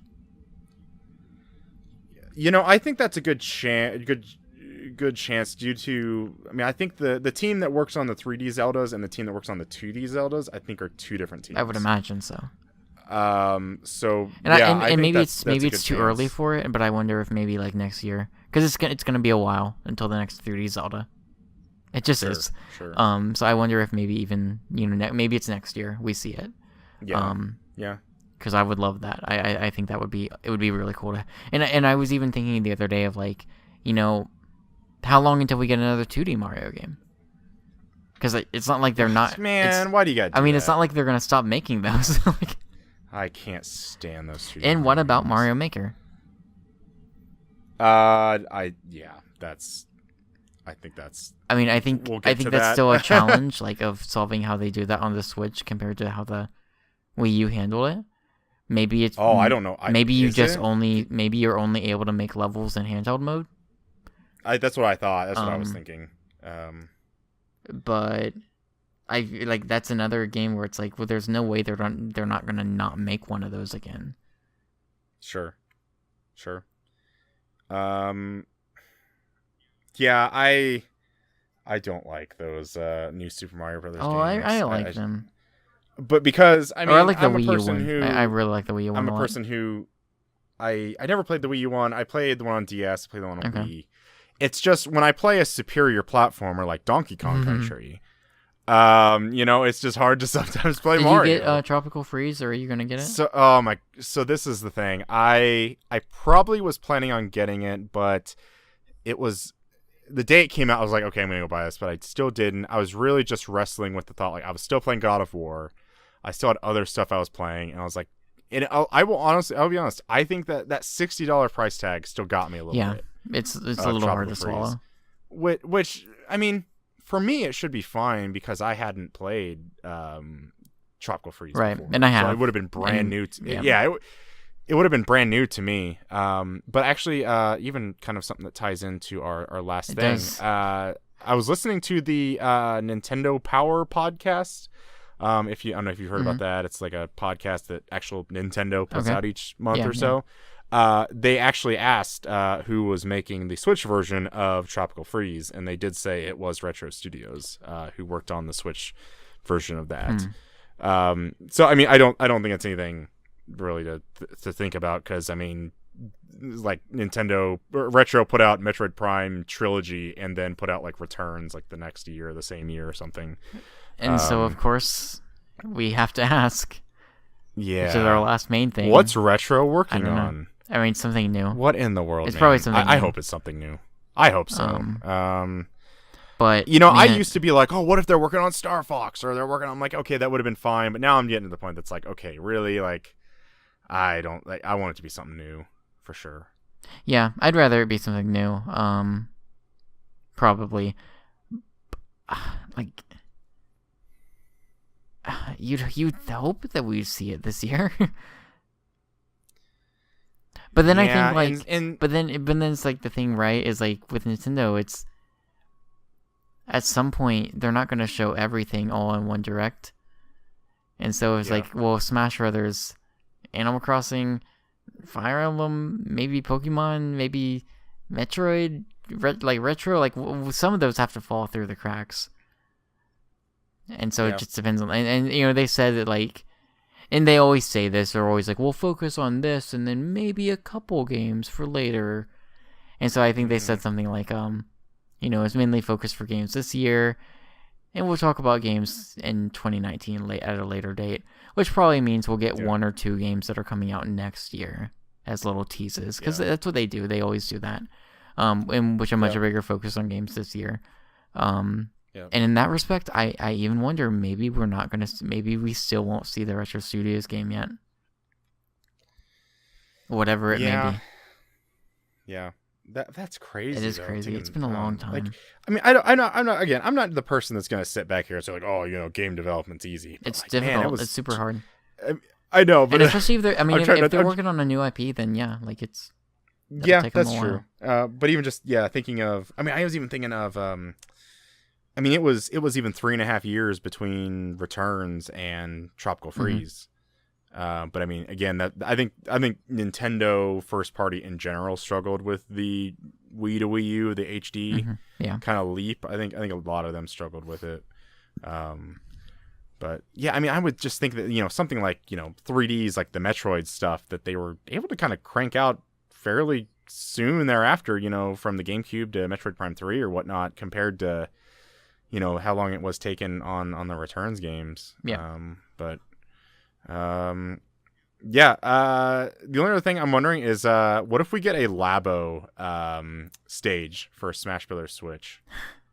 What do you think? That's really funny, and actually, it's a good thing to bring up generally, just as a Labo. I wonder if they might use E3 as a good chance to kind of introduce some new Labo kits.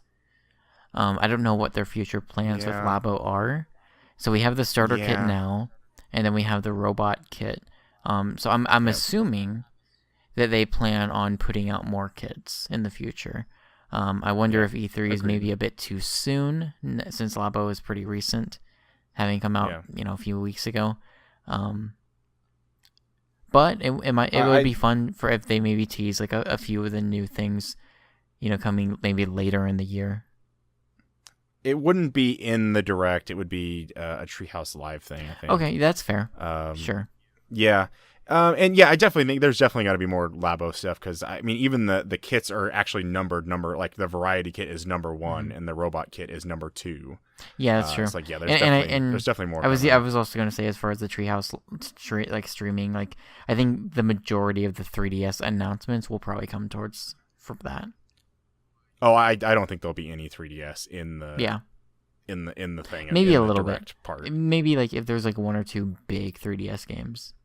See, I thought so too, but they put a Metroid Samus Returns game.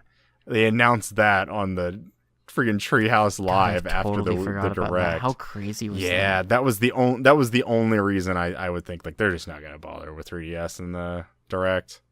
That was crazy. But, yeah, I remember getting home and I remember you just sent me the link to the Nintendo Direct and I was like watching it.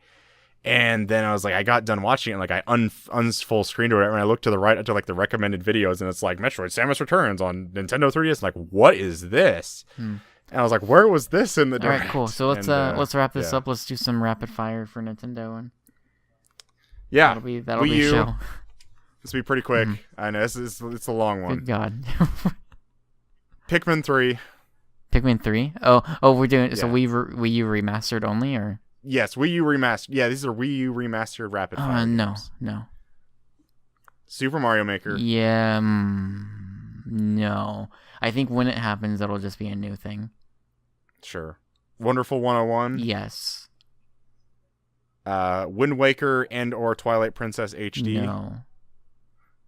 NES Remix. No. I think we might get SNES Remix finally. Did that ever happen? Sure. I don't remember. I think there was NES Remix we'll finally 1 get and SNES 2, Remix. and that was it. Yeah. Real quick, I want to bring up. Splash. I want to bring up real quick because it was teased in a similar way that Wonderful 101 was teased. Bravely Default. There was some imagery of that with like the Switch remotes. So I think that might happen. Go ahead. Yeah.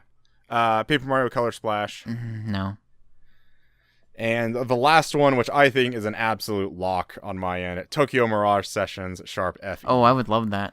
I think that's I'm almost like I'd bet. I don't know if that. I'd go to Vegas and put money on that. I mean, that's a long game. I did play through it and I loved it.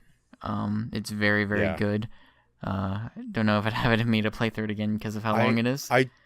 I do not care about Fire Emblem, and I do not care about Shin Megami Tensei, but man, that game looks cool. Very, very cool. It's got some real, it is very, very good. Yeah. I like that game a lot. Yeah. Wow, that was a podcast. I think. Any closing thoughts that you have, Curtis? I'm excited. Any dreams? I'm excited for E3. I have dreams that we'll find the Dreamstone. Yes. Yeah, I don't know. Like, I'm excited to just kind of bask in all of it. It's been, sure. It's been a very crazy few months for me. So it'll be fun to kind of sink into E3 and just enjoy it. I'll do my usual order some pizza and snack. Exactly, that's the exact same thing here. Yeah. What's cool is if Sony ends up doing the movie theater thing again, I actually live like really close to where it will be now, so I won't have to make a long drive, which will be cool. Yeah. Sure. And if they don't, then hey, I'll chill out at home and watch it on my TV, and that'll be fine too. I'm hoping if there's like one thing I want from E3, because it definitely feels like this year, it's kind of similar to last year. It feels like there's gonna be a lot of just like, here's some updates on some things we already know about, maybe with some couple big announcements. I think Shadows Die Twice is probably the thing I'm most excited to learn about. Sure. Other than the Kingdom Hearts 3 release date. And I just hope that there's I hope everyone, or at least every show, there's at least one really cool, like, wow, I didn't see that coming announcement. That's all I want. I don't think that's too much to ask, right? Yeah. And I want to see Pokemon on the Switch. I want to know what that is. I did just think of another Smash Brothers character that's like, that's a lock. Shovel Knight. I was gonna mention it. I wonder. That's got to be a lock. Have we had like indie characters in Smash Brothers? Like, so I don't think so. None that I've thought of. Shovel Knight's a really good candidate. Yeah, a Snipperclips person. What if it's not Ice Climbers? It's the Snipper Clips duo. Yes, that'd be hilarious. That's what I want. Yeah. I'm excited for E3. Usually every year I've been able to, get off certain times so that I could watch all the press conference and stuff. I will end up missing EA, Microsoft, and Bethesda. Oh no. On that Saturday and Sunday. So I'm gonna have to watch those in the other time. But I do believe I am all free on that Monday, so I will be watching the Ubis and the Square Enixes, the Sonys, and I've also got Tuesday morning off, so I'll be there for that Nintendo Direct. Seems likely I'll be free Monday. Tuesday's still up in the air, and whether or not I want to request that day off as well, I'm not sure yet. Yeah. But we'll see. I mean, in talking about Nintendo, I've kind of like hyped myself up of like, oh, I should. I know I'm getting hyped up right now. I'm like, I want to go buy. I should. I want to go buy Tropical Freeze right now. I need to go get. I should go get pizza. Gotta get in the mood. But yeah, no, it's I'm really excited, and you know, and the thing is too, it's like I still need to play Bayonetta 2. Like I got to do that. Yeah. Might as well play the first one over again. Why not? Yeah, why not? I mean, I could get both of them in a bundle, right? That's how that works. Yeah. So yeah, on the cartridge that you buy at the store, Bayonetta 2 is on a card, but Bayonetta 1 is downloadable. So you have a code for Bayonetta 1. Okay. Which kind of a lot of Nintendo things are doing that, which is kind of it's fine. Dumb, but yeah. Curtis, thanks for coming out of retirement to do this. It's been a long time coming. I think, for sure. I think for as long as it's been, I feel like we weren't as rusty as I thought we might be. Yeah, I think I'm a little bit rusty on my part, but I'm in this hosting duty. Yeah, you won the bet. And sometimes I just don't know how to host things. So I think it's safe to say we'll probably do. I mean, so this pre-E3 show is actually kind of early. Yeah, it is. Compared to prior years, which is fine. A lot of this stuff's going to be outdated in probably like 2 to 3 weeks. I hope it is. Yeah, for sure. Safe to say we'll probably do a recap post E3. And that'll be fun. Sounds good to me. And then I think we're also wanting to do a God of War spoiler discussion. Yes, for sure. And that probably won't be too far off in the future. We'll probably do that pretty soon. And that'll be fun. Because, hey, God of War game, pretty good. We'll get to it then, but I have never seen a franchise just completely reinvented like I saw that franchise. It's pretty remarkable. Yeah. A real Resident Evil 4, if you will. Again, not to get too in deep a bit, but man, I was playing God of War. I was like, man, this really feels like Resident Evil 4 to me. In a lot of ways. I had a lot of shades of it. For sure. But E3 is coming. Prepare. There's no stopping it. Hype. There's no stopping it. If somehow, we got the Dreamstone, we got it. Well, we got to find the Time Stone. Maybe if we find the Time Stone, we can just relive E3 2015 over and over and over again. But until next time, thanks for joining me, Curtis. Thank you.